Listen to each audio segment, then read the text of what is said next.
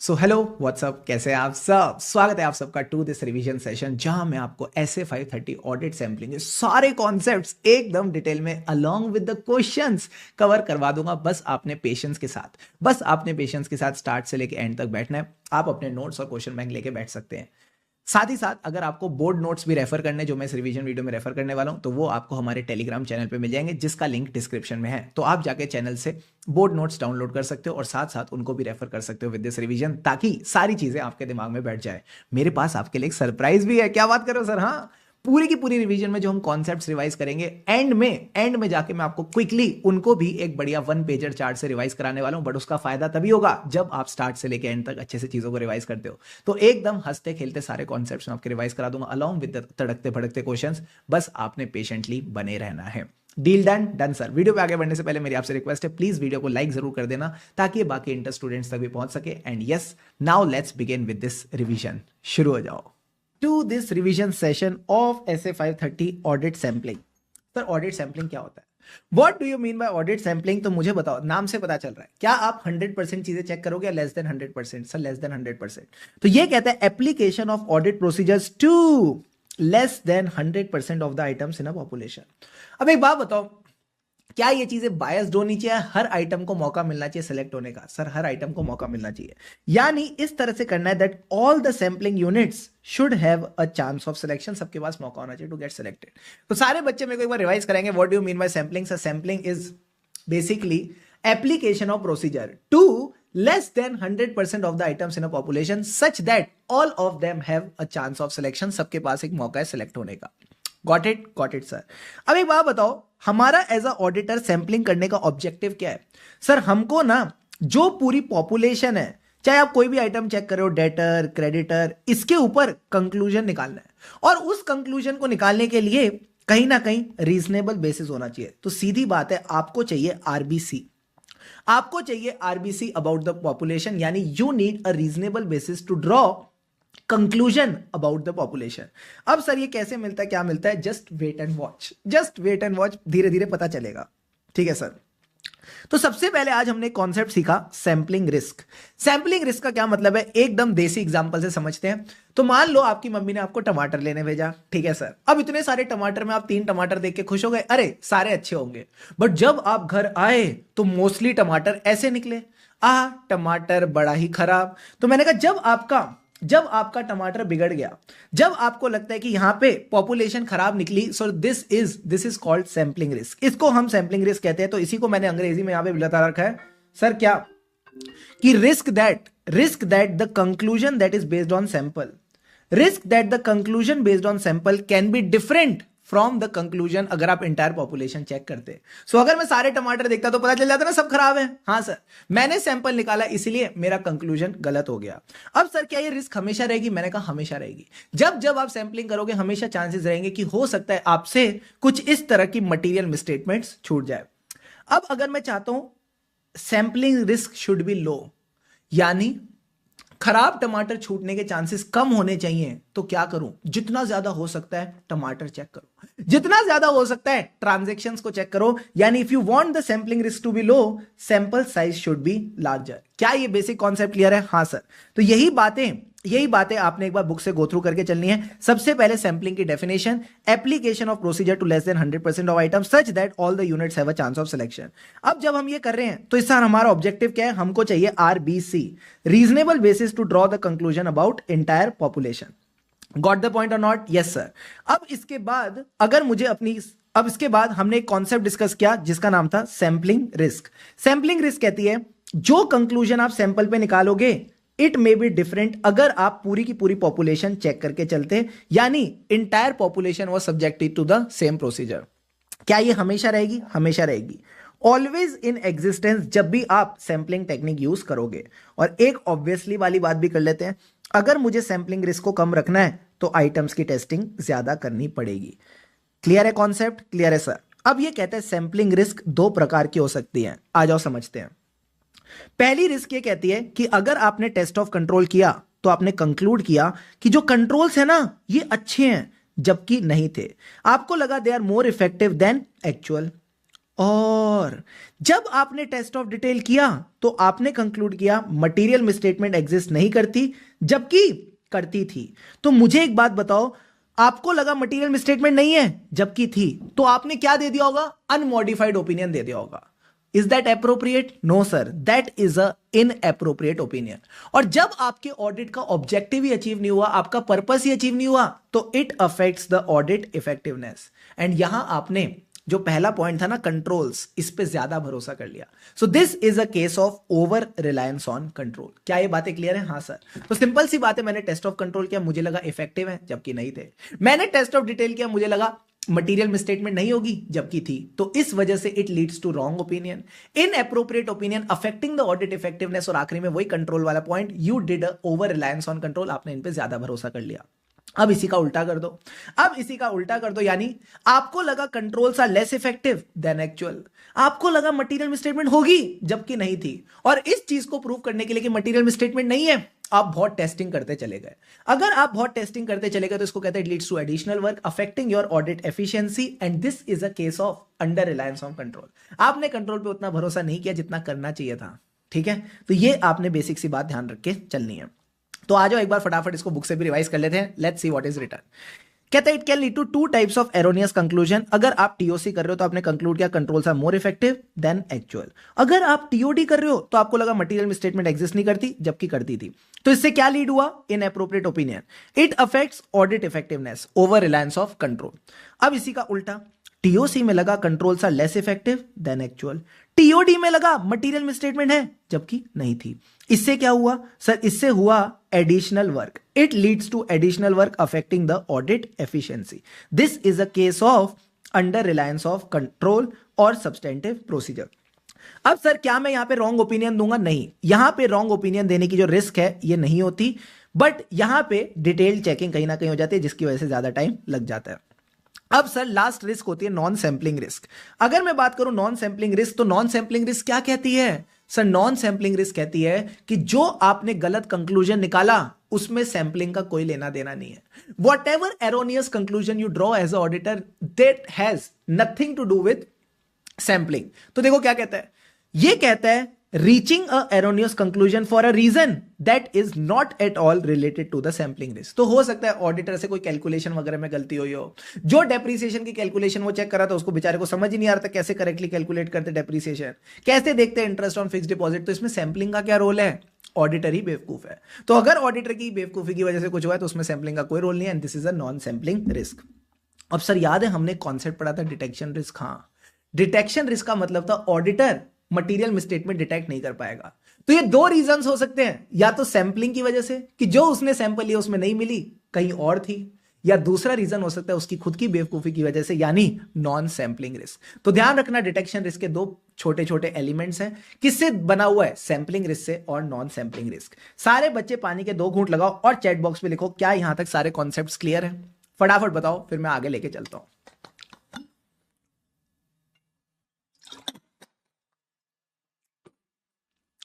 Done done done done done sir.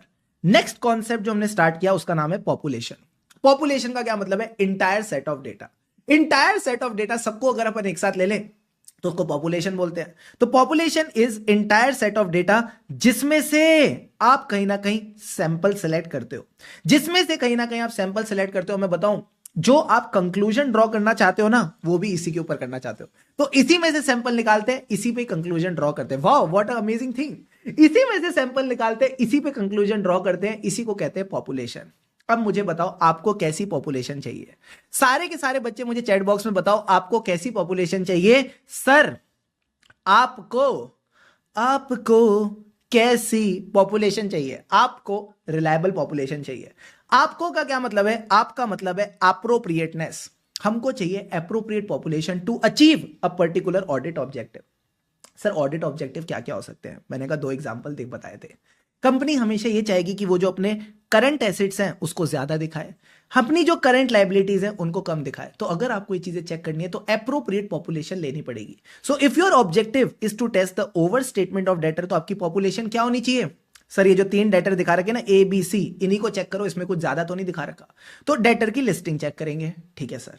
But अगर आपको लगता है there is a understatement of creditor, यानी XYZ के अलावा कोई और भी हो सकता है। तो जब आपको कोई और चेक करना है तो XYZ क्यों चेक करेंगे? हाँ सर, तो हम यहां पे इसकी लिस्टिंग चेक नहीं करेंगे, हमको ये देखना है क्रेडिटर और कहां कहां मिल सकता है। तो मैंने कहा फ्लो में चलो, कोई मेरा क्रेडिटर कब बनता है? जब मैं उससे परचेज करता हूं तो इनवॉइस होगा, पेड इनवॉइस या अनपेड इनवॉइस? अनपेड इनवॉइस, तो मैं अनपेड इनवॉइस देखे। प्लस क्रेडिटर को और कैसे पकड़ सकते हैं सर? 31 मार्च का क्रेडिटर है, अप्रैल, मई और जून, आगे के 3 महीनों में इसकी पेमेंट हुई होगी।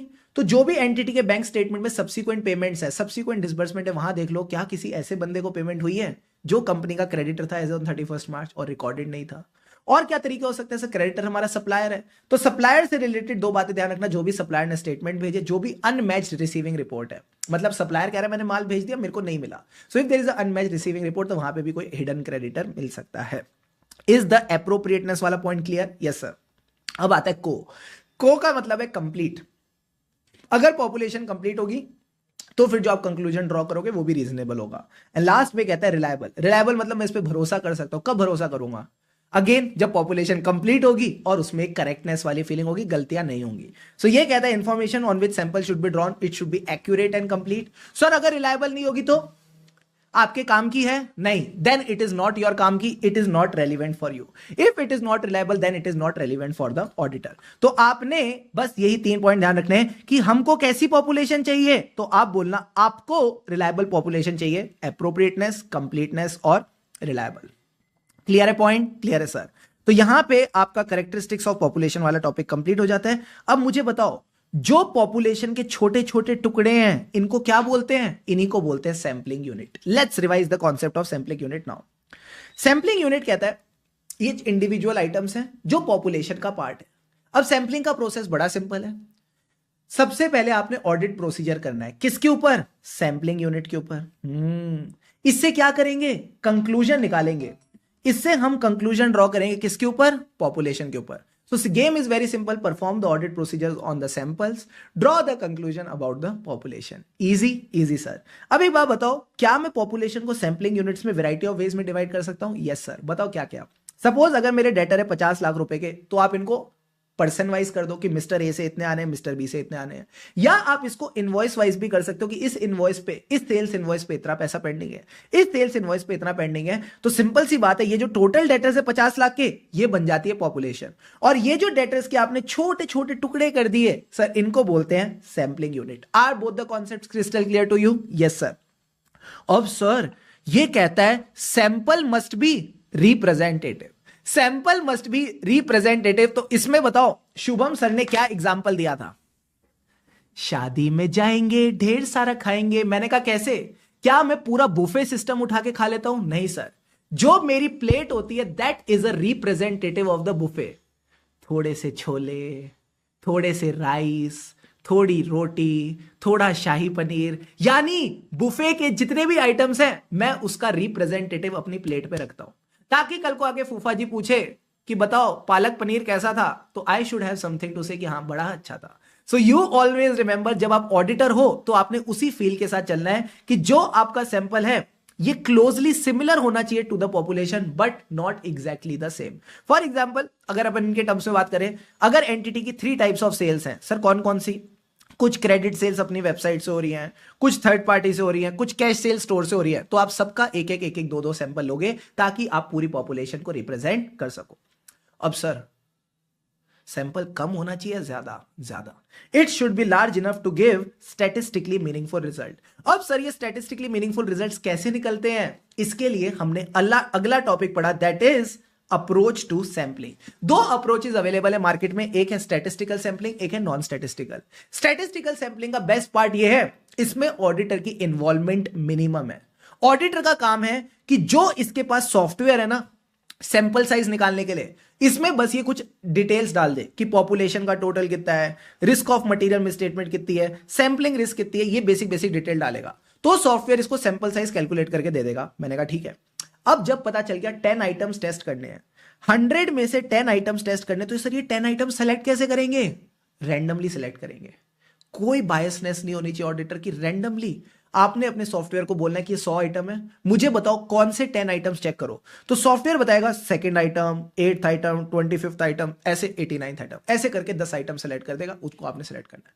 यानी सर आप कह रहे हो पूरा का पूरा काम सॉफ्टवेयर करके देगा, सैंपल साइज बताने से लेके सैंपल सेलेक्ट करने तक सारा काम अगर सॉफ्टवेयर कर रहा है, दैट इज स्टैटिस्टिकल सैंपलिंग।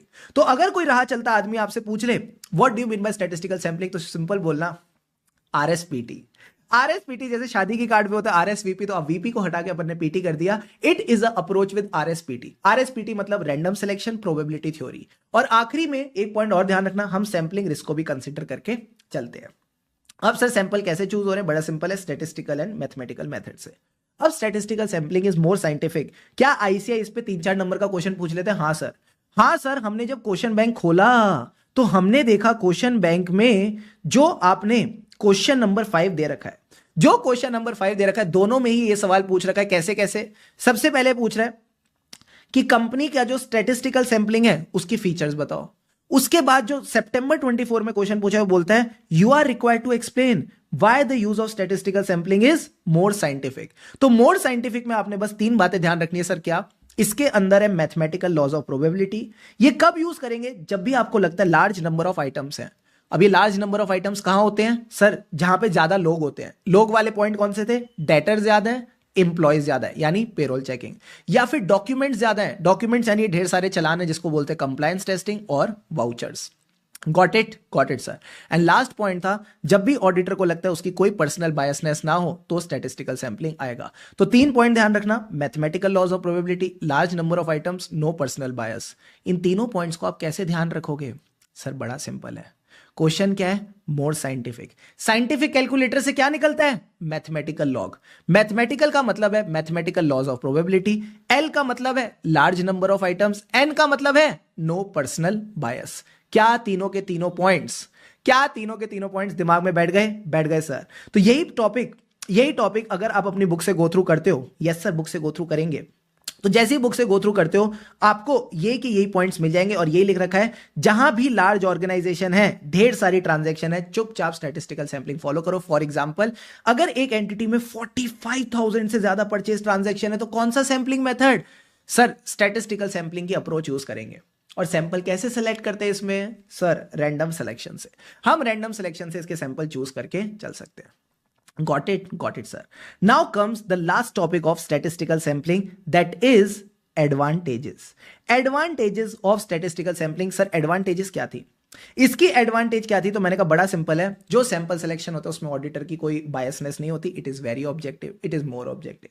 दूसरी बात, जब आप अपने सॉफ्टवेयर में ये सारी बातें डाल देते हो, सर क्या क्या बातें डाल देते हो? आप रिस्क ऑफ मटेरियल में स्टेटमेंट डाल देते हो, आप सैंपलिंग रिस्क डाल देते हो, तो ये आपको मिनिमम सैंपल साइज कैलकुलेट करके दे देता है। It calculates the minimum sample size. तो आप बोलो provides a helps to estimate minimum sample size for a specific risk और प्रिसीजन यानी सैंपलिंग रिस्क। प्लस जब भी ज्यादा डेटा होता है तो हम इसको यूज करते हैं large mass of data.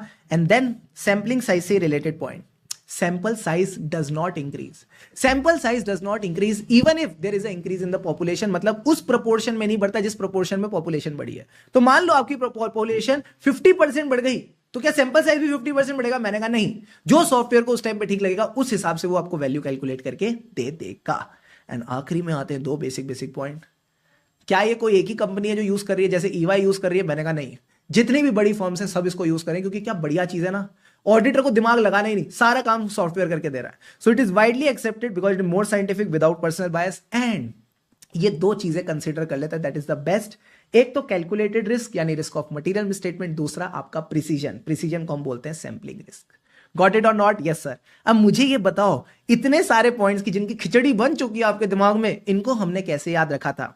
Sir एक बंदा आप लेके आए थे, क्लास में, ओ मौमा तुमने मुझे जन्म दिया, सबसे अच्छा कर्म किया, ओ मौमा।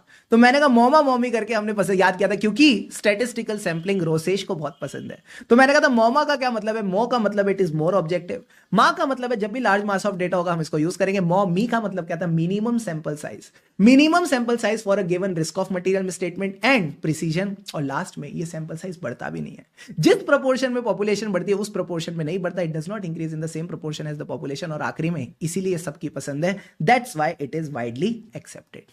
अब हम कौन सा टॉपिक रिवाइज करेंगे? Now we will revise the topic of sample design, sample size and selection. आज हमने क्या क्या किया सर? आज हमने सैंपल डिजाइन के बारे में और साइज के बारे में एकदम डिटेल में कॉन्सेप्चुअली सारे पॉइंट्स कवर करे। आ जाओ फटाफट रिवाइज करते हैं। सबसे पहले जब भी बात होगी सैंपल डिजाइन की, हमको ध्यान रखनी है सर दो चीजें। सर क्या? Purpose of the audit procedure and characteristics of population. तो ये तो सर हो गई आम जिंदगी एकदम शॉर्ट में कि purpose of audit procedure and characteristics of population. अब आ जाओ डिटेल में लेके चलते हैं कि एज अ ऑडिटर मैं क्या क्या तीन चीजें कंसीडर करूंगा। तो मुझे बताओ सैंपल डिजाइन बनाते वक्त तीन चीजें क्या कंसीडर करनी थी? Purpose, nature of procedure and completeness. Purpose का मतलब है what is the purpose to be achieved. उस पर्पस को अचीव करने के लिए मैंने क्या परफॉर्म करे? Audit procedure. ऑडिट प्रोसीजर से क्या मिला? एविडेंस। तो तीन पॉइंट तो सर मजे मजे में हो गए।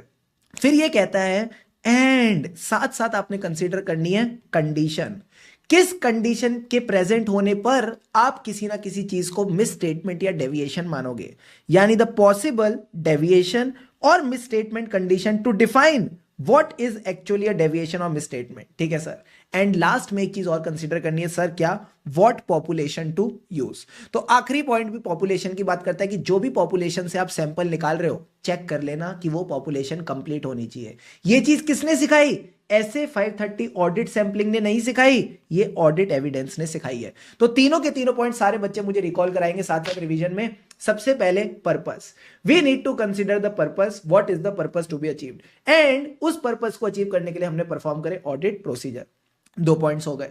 फिर अगले पॉइंट पे गए नेचर ऑफ एविडेंस एंड जो भी पॉसिबल मिस स्टेटमेंट्स या डेविएशंस की क्या थी वो पॉइंट? सर वो था कंडीशन। Condition right. जो भी पॉसिबल डेविएशन और मिस स्टेटमेंट की कंडीशन है उसको डिफाइन करना बहुत जरूरी है, ताकि अगर आपको ये कंडीशन पता होगी तभी पता चलेगा एक्चुअल में मिस स्टेटमेंट और डेविएशन क्या होती है। और आखिरी में कह रहे हैं what population to use. So last point was also related to population. हमारी जो भी पॉपुलेशन है उसको चेक कर लेना दैट इज कंप्लीट और not as per SA 500 audit evidence. अब सर जो एग्जांपल डिस्कस किया था पर्पस, प्रोसीजर और एविडेंस का, उसको रिवाइज करते हैं। ये कहता है जब भी आप टेस्ट ऑफ डिटेल्स करो regarding the existence of debtor, तो क्या कह दूं?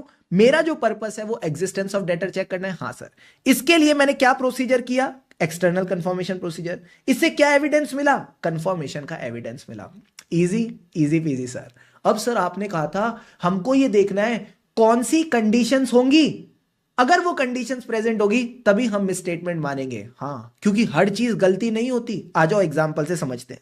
हमने दो स्पेशल केस डिस्कस किए थे। केस नंबर 1, हमारा जो कस्टमर है उसने पेमेंट कर दी before the confirmation date, but जो क्लाइंट ने रिसीव करी वो करी आफ्टर दैट डेट। तो क्या आप इसको मिस स्टेटमेंट मानोगे? मैंने कहा हम इसको मिस स्टेटमेंट नहीं मानेंगे, this is a normal thing. ठीक है sir. Second thing, if there is a wrong posting between the customer account, तो मुझे एक बात बताओ, अगर कस्टमर अकाउंट्स के बीच में रॉन्ग पोस्टिंग हो जाती है तो फर्क क्या पड़ रहा है? मिस्टर ए में डालो या मिस्टर बी में, टोटल डेटर का बैलेंस तो सेम ही रहेगा। हाँ, तो क्या आप इसको मिस स्टेटमेंट मानोगे? मैंने कहा नहीं, this wrong posting is not considered a miss statement, but sir इसका अलग जगह इंपैक्ट जा सकता है। इसका अलग जगह इंपैक्ट जा सकता है। फॉर एग्जाम्पल, एक बार फटाफट ये एग्जाम्पल रिवाइज करते हैं। सपोज एंटिटी ने क्रेडिट सेल्स करी 5 लाख रुपए की to mister Chandu, but sir इनकी पोस्टिंग किसके अकाउंट में हो गई? मिस्टर बंधु। तो मुझे ये बताओ इससे पहले चंदू का बैलेंस कितना था? 50 लाख रुपए, and this is outstanding for 1 year. यानी चंदू बदमाश है, इसने 1 साल तक अपना पैसा नहीं दिया, बट जो बंधु है ये टाइम पे पैसा देता है, इसका कोई आउटस्टैंडिंग बैलेंस नहीं है। तो एक बात सोचो, ओवरऑल डेटर के बैलेंस में तो फर्क नहीं पड़ेगा कि आप चंदू में डालो चाहे बंधु में डालो, बट एंटिटी ने चंदू की जो सेल्स थी वो बंधु में क्यों करी? सर क्योंकि चंदू बदमाश है। चंदू ने 1 साल तक पैसा नहीं दिया, तो चंदू के केस में जो प्रोविजन है वो ज्यादा बनेगा। हाँ, जो चंदू है उसके केस में प्रोविजन ज्यादा बनेगा। यस और नो? Yes sir.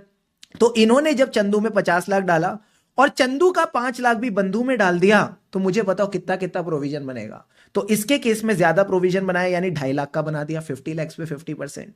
बंधु के केस में कम प्रोविजन बनेगा, यानी 5 लाख का 5%, 25,000। सो टोटल डेटर्स बैलेंस आ गया नेट ऑफ प्रोविजन 29,75,000।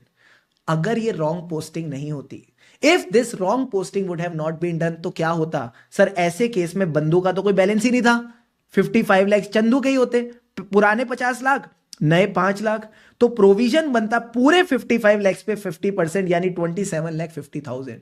सो कहीं ना कहीं अपना प्रोविजन कम बनाने के लिए, कहीं ना कहीं अपना प्रोविजन कम बनाने के लिए, डेटर को ज्यादा दिखाने के लिए हो सकता है इन्होंने बदमाशी करी हो। तो मैं ये कह रहा हूं ओवरऑल डेटर्स बैलेंस पे कोई मिसस्टेटमेंट नहीं है, बट इसके दूसरे इंपैक्ट हो सकते हैं। It can have important effect on other audit areas. Sir other audit areas कौन कौन से हैं? अदर ऑडिट एरियाज कौन कौन से हो सकते हैं? इन्होंने जानबूझ के मिसस्टेटमेंट करी, जानबूझ के जो मिसस्टेटमेंट होती है उसको कहते हैं फ्रॉड। और दूसरा ये प्रोविजन फॉर डाउटफुल डेट्स कम बनाना चाहते हैं, यानी adequacy of allowance for doubtful account. You got the point और नॉट? Yes sir. तो फटाफट आ जाओ मेरे साथ अपनी किताब पे और इस टॉपिक को फटाफट रिवाइज कर लेते हैं। रिवीजन के अंदर रिवीजन, तो मैंने कहा रिवीजन के अंदर रिवीजन। जब भी हम ऑडिट सैंपल डिजाइन करेंगे तो क्या करेंगे? 3 चीजें कंसीडर करेंगे। बोलो क्या? सबसे पहले पर्पस, फिर ऑडिट एविडेंस, फिर पॉपुलेशन। पर्पस में क्या था? Purpose and audit procedure. Evidence में क्या था? एविडेंस। उसके बाद जो आपकी पॉसिबल डेविएशंस ऑफ मिसस्टेटमेंट की कंडीशन होती है, जिससे आप डिफाइन करते हो what is actually a deviation, what is actually a misstatement, and last में पॉपुलेशन। फिर पॉपुलेशन का ही थर्ड पॉइंट, हमें पॉपुलेशन की कंप्लीटनेस चेक करनी है before drawing any sample. Sir तीनों पॉइंट्स हो गए। अब मुझे पर्पस, प्रोसीजर और एविडेंस का एग्जांपल बताओ। डेटर, यानी अगर आपको एग्जिस्टेंस ऑफ डेटर चेक करनी है तो आप कंफर्मेशन प्रोसीजर्स यूज करके कंफर्मेशन लेते हो। अब 2 स्पेशल पॉइंट्स फटाफट यहां पे रीड कर लो, यही यहां पे दे रखे हैं। कब मिसस्टेटमेंट नहीं होगी? अगर कस्टमर ने पेमेंट कर दी, अगर कस्टमर ने पेमेंट कर दी, बट वो आपको कब मिली? It was received shortly after the date of confirmation. क्या ये मिसस्टेटमेंट है? मैंने कहा नहीं। दूसरी बात, अगर रॉन्ग पोस्टिंग हुई है बिटवीन 2 कस्टमर अकाउंट, हमारे केस में चंदू और बंधु, तो क्या ये अफेक्ट करेगा टोटल बैलेंस? नहीं। अगर ये अफेक्ट नहीं करेगा तो क्या ये मिसस्टेटमेंट है? नहीं। बट इसके 2 इंपैक्ट क्या हो सकते हैं? सर इसका एक इंपॉर्टेंट इफेक्ट हो सकता है ऑन अदर ऑडिट एरियाज, जो कि हैं फ्रॉड रिस्क और adequacy of allowance for doubtful account. Clear है पूरा पॉइंट? क्लियर है सर। अगर आप अपने क्वेश्चन बैंक पे देखोगे, अगर आप अपने क्वेश्चन बैंक पे देखोगे तो क्वेश्चन बैंक में भी आपको इस पे बढ़िया वाला सवाल मिल जाएगा। That is your question number 6। Direct question है, क्या क्या मैटर्स आप कंसीडर करोगे? तो मैंने जो आपको 3 मेन पॉइंट्स बता रखे हैं सर, कौन कौन से? पर्पस, ऑडिट एविडेंस और पॉपुलेशन। इनको तो आप लिख देना। सेफ्टी के लिए आप ये जो नीचे वाले एग्जांपल्स हैं इनको भी मेंशन कर सकते हो। Deal done, deal done sir. अब इसके बाद शुभम सर ने कौन सा कॉन्सेप्ट पढ़ाया? सर आपने हमको कॉन्सेप्ट पढ़ाया स्ट्रेटिफिकेशन। पानी के 2 घूंट लगाओ और चैट बॉक्स पे लिखो रेडी, फटाफट। All set sir. स्ट्रेटिफिकेशन का क्या मतलब है? जो पॉपुलेशन है उसको स्ट्रेटास में बांट दो, उसको छोटे छोटे ग्रुप्स में बांट दो, तो उसको कहते हैं स्ट्रेटिफिकेशन। तो स्ट्रेटिफिकेशन में कहता है अगर आपके 50 लाख के डेटर्स हैं तो आपने इनको ग्रुप्स में डिवाइड किया। ग्रुप्स को प्लूरल फॉर्म में कहते हैं स्ट्रेटास, सिंगुलर फॉर्म में कहेंगे स्ट्रेटम। अब सर कौन कौन से तरीके से बांट सकते हैं? तो एक है मॉनेटरी वैल्यू, एक है करेक्टरिस्टिक जिसमें high risk of material misstatement. Monetary value का क्या मतलब है? जो ग्रेटर देन 10 लाख है उसको अलग से रखा, 7.5 टू 10 को अलग, 5 टू 7.5 को अलग, 2.5 से 5 को अलग, लेस देन 2.5 को अलग। अब एक बात बताओ, जिनकी वैल्यू ज्यादा है उसमें ज्यादा टेस्टिंग होनी चाहिए, तो ग्रेटर देन 10 लाख से 100%, उसके बाद 75, 50, 25, 10। तो मैंने क्या किया, इस तरह से सैंपल्स निकाल लिए।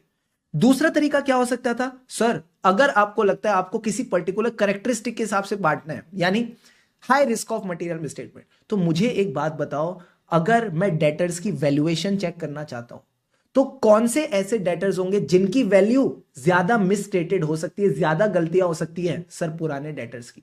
तो हमने क्या किया, इनको एजिंग के हिसाब से स्ट्रेटिफाई कर दिया, एजिंग के हिसाब से ग्रुप्स में बांट दिया।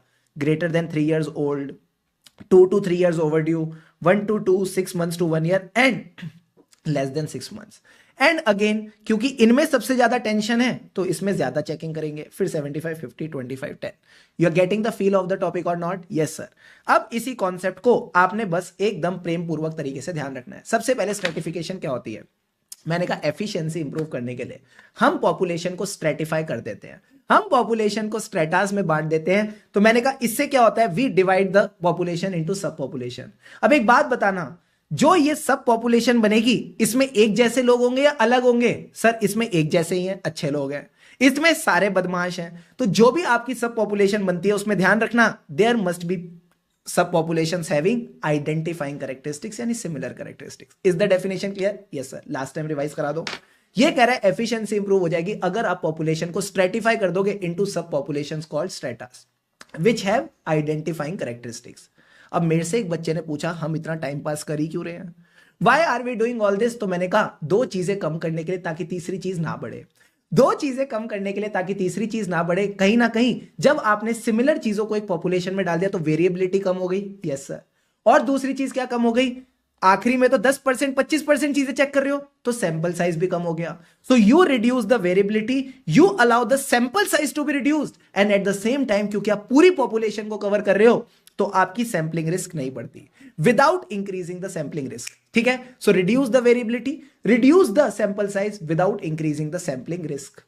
अब सवाल आता है करते कैसे हैं, तो पहले डेफिनेशन, फिर ऑब्जेक्टिव, देन हाउ।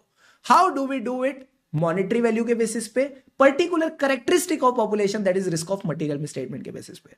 तो ये कहता है आप इसको स्ट्रेटिफाई कर सकते हो बाय मॉनेटरी वैल्यू। इससे क्या होगा, जो हाई वैल्यू आइटम्स है उस पे आप ग्रेटर एफर्ट डाल पाओगे। दूसरा तरीका क्या है, particular characteristic that is the higher ROMM. For example अगर आपको provision for doubtful debts check करना है, क्यों करते हैं, वैल्यूएशन ऑफ डेटर्स चेक करने के लिए, तो फिर आप एजिंग के हिसाब से स्ट्रेटिफाई करके चल सकते हो।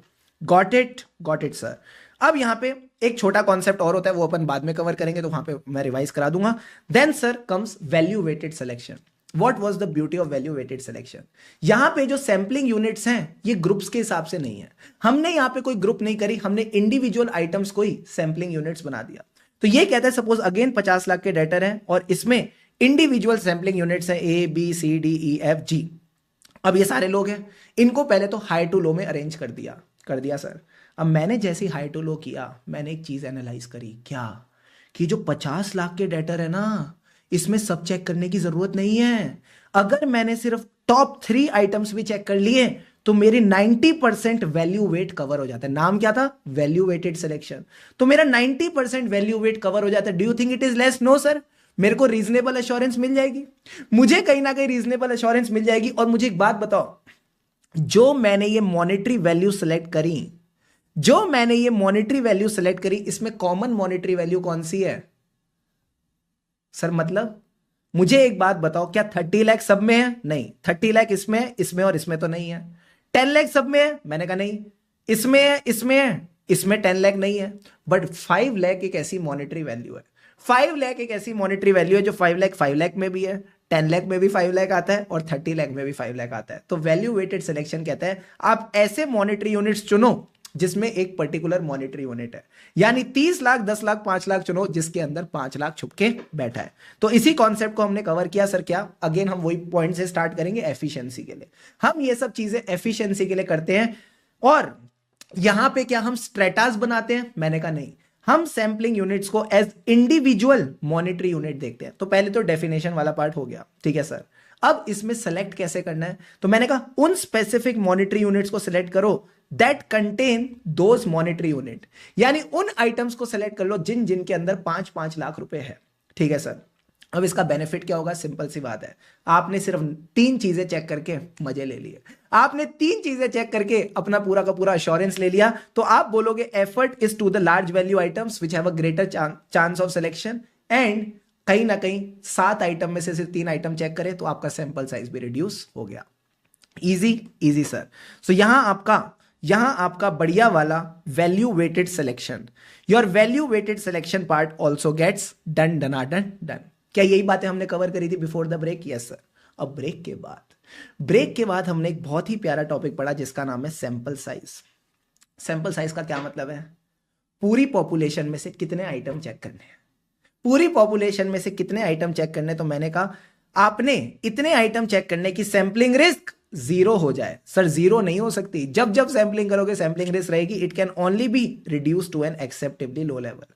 अब मुझे एक बात बताओ, सैंपलिंग रिस्क अगर कम करनी है तो सैंपल साइज घटाना पड़ेगा या बढ़ाना पड़ेगा।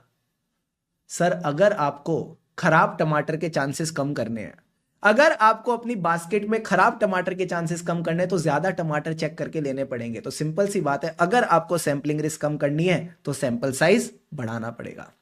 क्लियर है पॉइंट, क्लियर है सर। अब सारे बच्चे जल्दी से फैक्टर्स को देखो। हाँ इतने सारे, हो कैसे करेंगे? मैंने कहा कॉन्सेप्चुअली करेंगे।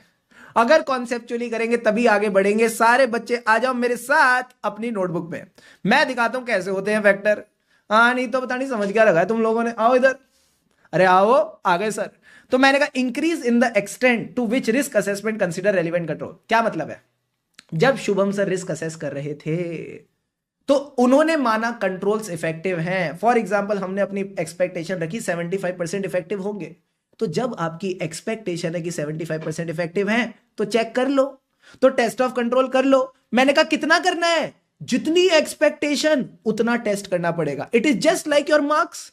मैं एक्सपेक्ट कर रहा हूं मेरे ज्यादा मार्क्स आए तो ज्यादा पढ़ाई करो, एज गुड एज दैट। तो ये कहता है भाई when the auditor's assessment of ROMM has an expectation of operating effectiveness of control you should perform TOC. अरे कितना करें? More the you want to rely on the control, more should be the extent of TOC, यानी the sample size will increase.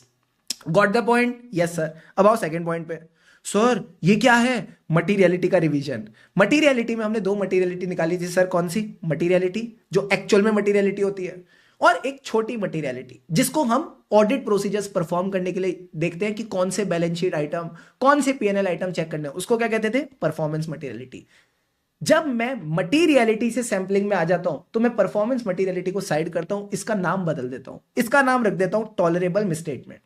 इसकी खासियत ये है it can be same as performance materiality और lower than that. तो अच्छी बात है, और टेस्टिंग होगी अगर कम होगी तो। ठीक है सर। तो इसकी डेफिनेशन कहती है ये अमाउंट कौन सेट करेगा? मैनेजमेंट। हाँ तो ऑडिट फीस भी फिर मैनेजमेंट को दे दो ना, तुम क्यों ले रहे हो? ऑडिटर सेट करेगा। This amount is set bye auditor. क्यों? क्योंकि उसको एक लेवल ऑफ कॉन्फिडेंस चाहिए, उसको एक लेवल ऑफ अश्योरेंस चाहिए कि ये जो अमाउंट मैंने चेक करी, ये जो अमाउंट मैंने सेट करी, इसके ऊपर मिस स्टेटमेंट ना हो, इसके ऊपर कोई गलती ना हो। So amount set by the auditor, जिसके लिए उसको एक अश्योरेंस चाहिए that it is not exceeded by the actual miss statement. Easy easy sir. इसके बाद मैंने कहा अगर आपकी टॉलरेंस ज्यादा है, अगर आपकी टॉलरेंस ज्यादा है तो ऑब्वियस सी बात है अगर मैं टॉलरेबल मिसस्टेटमेंट को ऊपर ले जाऊंगा तो ये आइटम देखने की जरूरत ही नहीं है, तो ऑब्वियस सी बात है sample size will decrease. Sir अगर मेरा एक्सपेक्टेड रेट ऑफ डेविएशन ज्यादा है तो हमने क्या सीखा था? एक्चुअल देखना पड़ेगा हमको, कहीं ना कहीं एक्चुअल रेट ऑफ डेविएशन जानना है, तो एक्चुअल रेट ऑफ डेविएशन जानने के लिए ज्यादा टेस्टिंग करनी पड़ेगी। फॉर एग्जाम्पल अगर मैंने 100 परचेज ऑर्डर थे, मैंने सिर्फ 10 चेक करे, 10 चेक करे तो मुझे 4 में पता चला अप्रूवल ही नहीं है, तो बताओ एक्सपेक्टेड रेट ऑफ डेविएशन कितना है मेरा पॉपुलेशन को लेके? सर आप हो सोच सकते हो कि पॉपुलेशन में 4 में दिक्कत थी, 10 में से, तो 40% एक्सपेक्टेड रेट ऑफ डेविएशन है। क्या ये कम है या ज्यादा है? सर ज्यादा है। तो जब आपका high rate of deviation expected है तो आप जानना चाहोगे कितने ऐसे परचेज ऑर्डर है टोटल जिनमें दिक्कत है? हाँ सर। तो इसके लिए टेस्टिंग बढ़ानी पड़ेगी। तो सिंपल सी बात है, higher the expected rate of deviation larger will be the sample size, ताकि ये देख सके, ये रीजनेबली एस्टिमेट कर सके एक्चुअल रेट ऑफ डेविएशन क्या होगा। फील समझ आ रही है? आ रही है सर। अब आओ फोर्थ पॉइंट पे। अच्छा फोर्थ पॉइंट पे आने से पहले हमारे फैक्टर्स, ये एक्सपेक्टेड रेट ऑफ डेविएशन कैसे पता चलेगा? सर प्रायर पीरियड से। तो मैंने कहा हमें किधर देखना है? प्रायर पीरियड पे देखना है। So you see the prior period. मैंने कहा you see the prior period का क्या मतलब है? सिंपल सी बात है, सबसे पहले understand the business and internal control. अगर बिजनेस में कोई नया अकाउंटिंग सिस्टम आया है तो ऑब्वियस सी बात है उस अकाउंटिंग सिस्टम के जो प्रोसेसेस हैं उसमें गलती होने के चांसेस ज्यादा हो सकते हैं, यानी expected rate of deviation will be high. Got it sir. अगर आपको लगता है there is a change in the persons और इंटरनल कंट्रोल, फॉर एग्जांपल एक एक्सपीरियंस्ड बंदा चला गया, नलायक बंदा आ गया, एक्सपीरियंस्ड बंदा चला गया, नलायक बंदा आ गया, तो मुझे बताओ अगर नलायक बंदा आएगा तो एक्सपेक्टेड रेट ऑफ डेविएशन फिर बढ़ जाएगा। और लास्ट में अगर प्रायर पीरियड में rate of deviation was more, यानी कंट्रोल्स तमीज से काम नहीं कर रहे थे, तो ऑब्वियस सी बात है इस बार भी मेरा expected rate of deviation will be high. तो इजीली हम तीनों पॉइंट्स को रिकॉल कर सकते हैं सर। कैसे? You see in the prior period what was the rate of deviation, उसके हिसाब से you expect the rate of deviation. तो यू सी मतलब understanding changes and rate of deviation in the prior period. Got it? Got it sir. अब sir अगर high rate of deviation है, controls खटा रहा है, अगर आपके कंट्रोल्स खटा रहे हैं तो क्या वो रिस्क ऑफ मटेरियल मिसस्टेटमेंट को ज्यादा रिड्यूस कर पाएंगे? मैंने कहा नहीं, they will not be able to reduce the risk of material misstatement by a good extent. Sir ये टॉपिक तो बड़ा अच्छा है, ये तो बड़ा ही मजेदार टॉपिक है, लग ही नहीं रहा ऑडिट पढ़ रहे हैं, ऐसा लग रहा है कुछ और ही मजेदार चल रहा है। भाई साहब मजेदार और audit go hand in hand when you study in the right way. आहा। अब आओ sir, increase in the desired level of assurance. ये कह रहा है हमारा जो डिजायर्ड लेवल ऑफ अश्योरेंस है वो बढ़ गया, किसको लेके? कि जो आपने टॉलरेबल मिसस्टेटमेंट सेट करी ना, इसके ऊपर कोई भी मिसस्टेटमेंट नहीं है। तो मुझे एक बात बताओ, टॉलरेबल मिसस्टेटमेंट के ऊपर जो भी आइटम्स होते हैं, बैलेंस शीट और पीएनएल तुम सब चेक करते हो? हाँ सर। तो उसमें कितना चेक करना है, वो किस पे डिपेंड करेगा? लेवल ऑफ अश्योरेंस पे। तो सारे बच्चे एक बात बताओ, अगर इन बैलेंस शीट और पीएनएल आइटम्स को तुम डिसाइड कर रहे हो कितना चेक करना है, तो ये किस पे डिपेंड करेगा? आपको कितनी लेवल ऑफ अश्योरेंस चाहिए। अगर डिजायर्ड लेवल ऑफ अश्योरेंस ज्यादा है तो ज्यादा टेस्टिंग करनी पड़ेगी। तो यही बात शुभम सर ने आपको यहां पे लिखवाई है। सर क्या? अरे सर क्या? मैंने कहा अगर डिजायर्ड लेवल ऑफ अश्योरेंस ज्यादा है कि टॉलरेबल मिसस्टेटमेंट के ऊपर कोई एक्चुअल मिसस्टेटमेंट ना हो, उसके लिए you need to increase your sample size. अब सर आपने हमको ईवाई का एग्जांपल भी दिया। मैंने कहा क्या? कि जो टेस्ट ऑफ कंट्रोल्स की पॉलिसी है वो सिंपल सी बात कहती है आपका सैंपल साइज होगा 10% और 25 विच एवर इज लोअर। तो हमने देखा जब 50 आइटम्स थे तो इसका 10% करे तो 5 आता है, और 25 विच एवर इज लोअर तो 5 था। ऐसे करके हमने सारी वैल्यूज निकाली और एक टाइम ऐसा आया जहां हमें पता चला कि 200 आइटम्स में 20 सैंपल, 400 आइटम्स में 25 सैंपल, और उसके बाद तो सर ये सैंपल में चेंज ही नहीं आ रहा था। यानी जब भी लार्ज पॉपुलेशंस होंगी, the impact on the sample size will be negligible. क्योंकि ऐसा माना जाता है कि अगर कोई प्रोसेस लेट से 250 आइटम्स के लिए ठीक काम कर रहा है, 400 आइटम्स के लिए अगर ठीक काम कर रहा है, तो ऑब्वियस सी बात है वो आगे भी ठीक काम करता रहेगा। दिस इज द अजम्पशन जिसके बेसिस पे हम ये डिसाइड करते हैं। तो ये कहता है पॉपुलेशन दो तरह की हो सकती है, स्मॉल और लार्ज। जो स्मॉल पॉपुलेशन है उसमें तो आप अपने जजमेंट के हिसाब से कोई भी आइटम चेक कर लो, उसमें सैंपलिंग की जरूरत ही नहीं, otherwise you can adopt. But if it is a large population, तो आप बोलोगे actual size of the population has little if any effect on sample size. यानी पॉपुलेशन आप कितनी बढ़ा दो, लार्ज पॉपुलेशन, ज्यादा फर्क नहीं आएगा। तो आप बोलोगे negligible effect on the sample size due to increase in sampling units in the population. Got the point और नॉट? Yes sir. अब सर टेस्ट ऑफ डिटेल तो सबसे आसान था, सबसे मरियल था। मुझे बताओ रिस्क ऑफ मटेरियल मिसस्टेटमेंट ज्यादा तो क्या करेंगे? सर ऑडिट रिस्क कम करनी है। रो मम ज्यादा है तो डिटेक्शन रिस्क को कम करो। डिटेक्शन रिस्क कम करनी है तो अपने आप हो जाएगी, या टेस्टिंग ज्यादा करनी पड़ेगी? सर टेस्टिंग ज्यादा करनी पड़ेगी। तो सिंपल सी बात है समझना, रोमम ज्यादा क्यों है? हो सकता है आपने टेस्ट ऑफ कंट्रोल ना किया हो, क्योंकि टेस्ट ऑफ कंट्रोल नहीं किया तो आप कंट्रोल पे भरोसा नहीं कर पा रहे, इस वजह से रिस्क ऑफ मटेरियल मिसस्टेटमेंट ज्यादा है।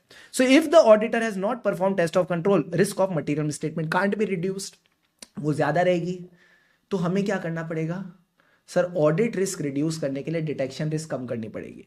To reduce the audit risk, reduce the detection risk, and you need to rely more on substantive procedure. क्योंकि टेस्टिंग के दो ही तरीके थे, टेस्ट ऑफ कंट्रोल आप कर नहीं रहे तो सब्सटेंटिव करो, और सब्सटेंटिव में भी कौन सी चीज होती है जिसमें प्रॉपर्ली चीजें चेक होती हैं? Test of detail. So you need more evidence from test of details to reduce the detection risk, and it will need a larger sample size.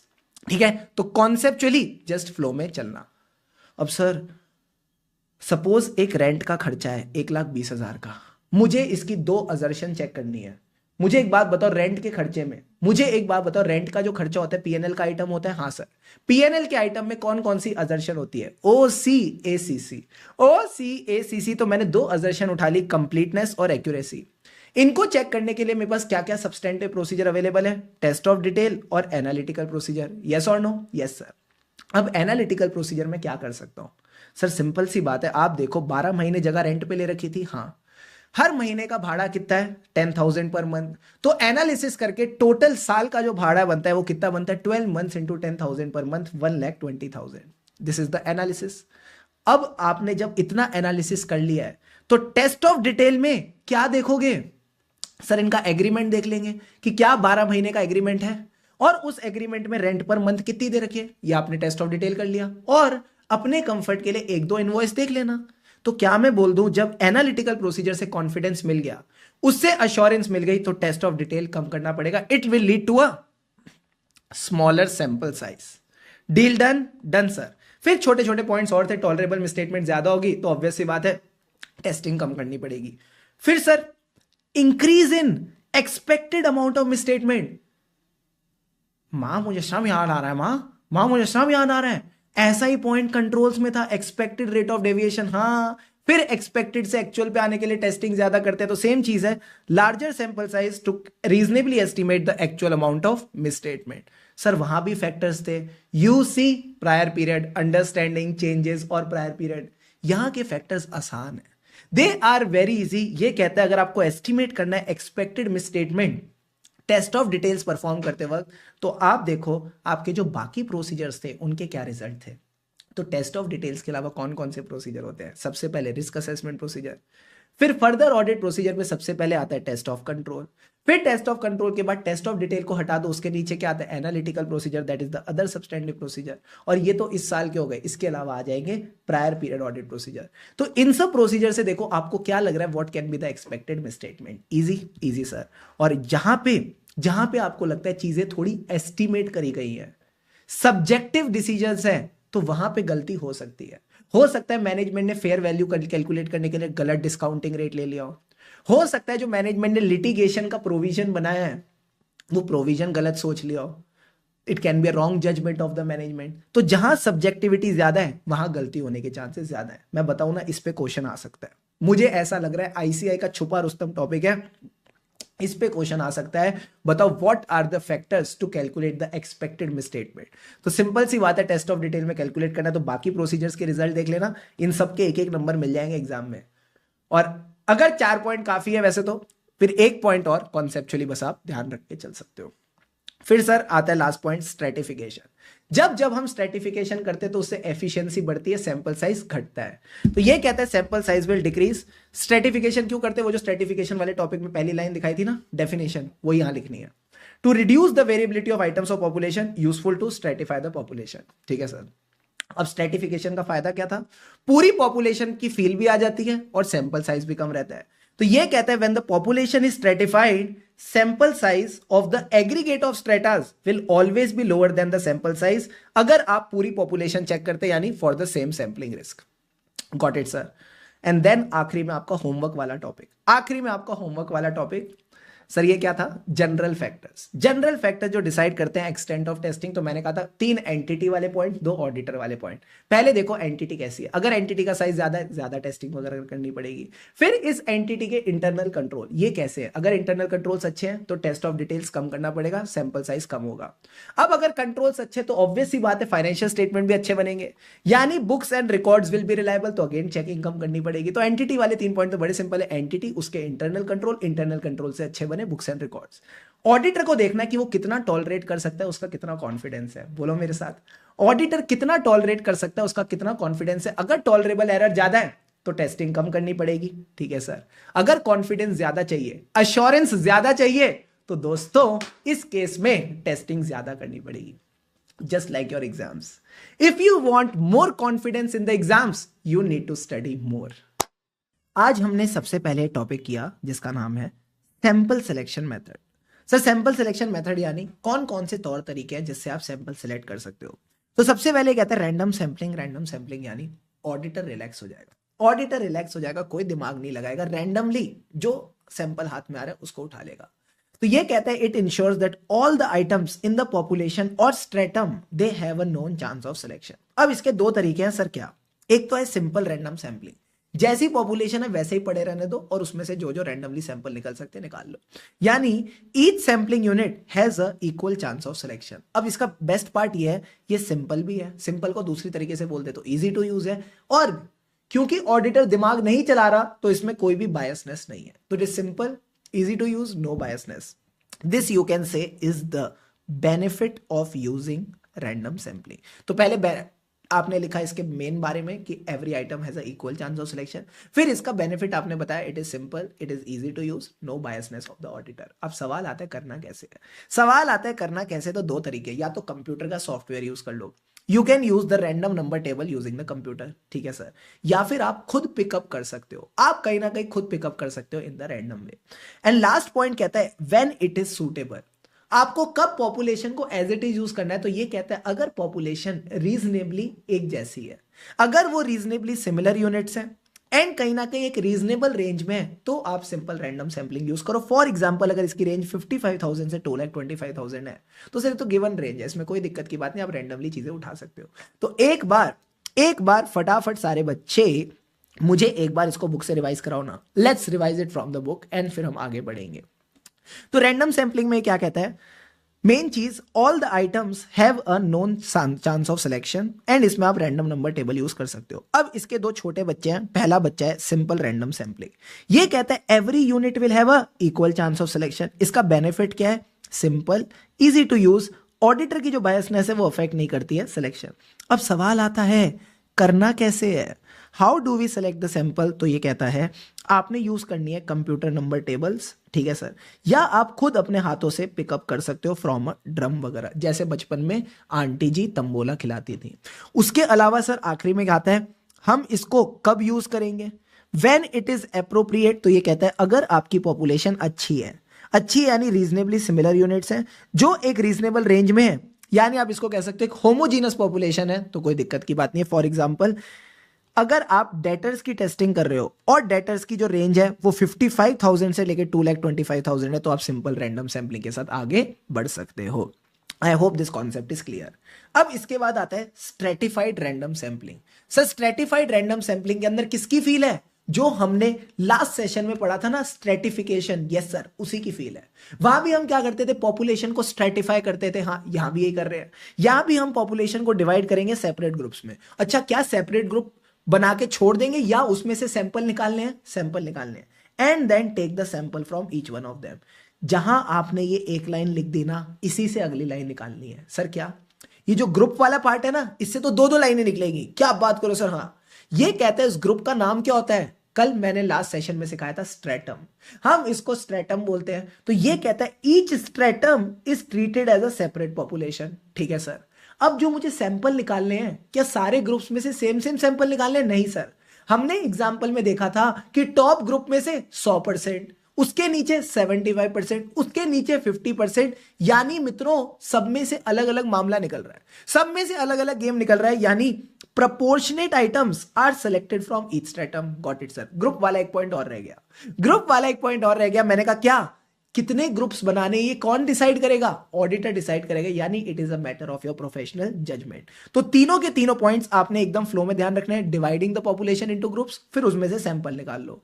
इसी पॉइंट से अगला पॉइंट निकाल लो सर, क्या हर ग्रुप को हम सेपरेट पॉपुलेशन मानेंगे, कितने items निकालने हैं, प्रोपोर्शनेट आइटम्स निकालने हैं, और कितने ग्रुप बनाने हैं, ग्रुप का सेकंड पॉइंट, ग्रुप का एक और पॉइंट ये कहता है कितने ग्रुप बनाने, it is a matter of professional judgement. Easy easy sir.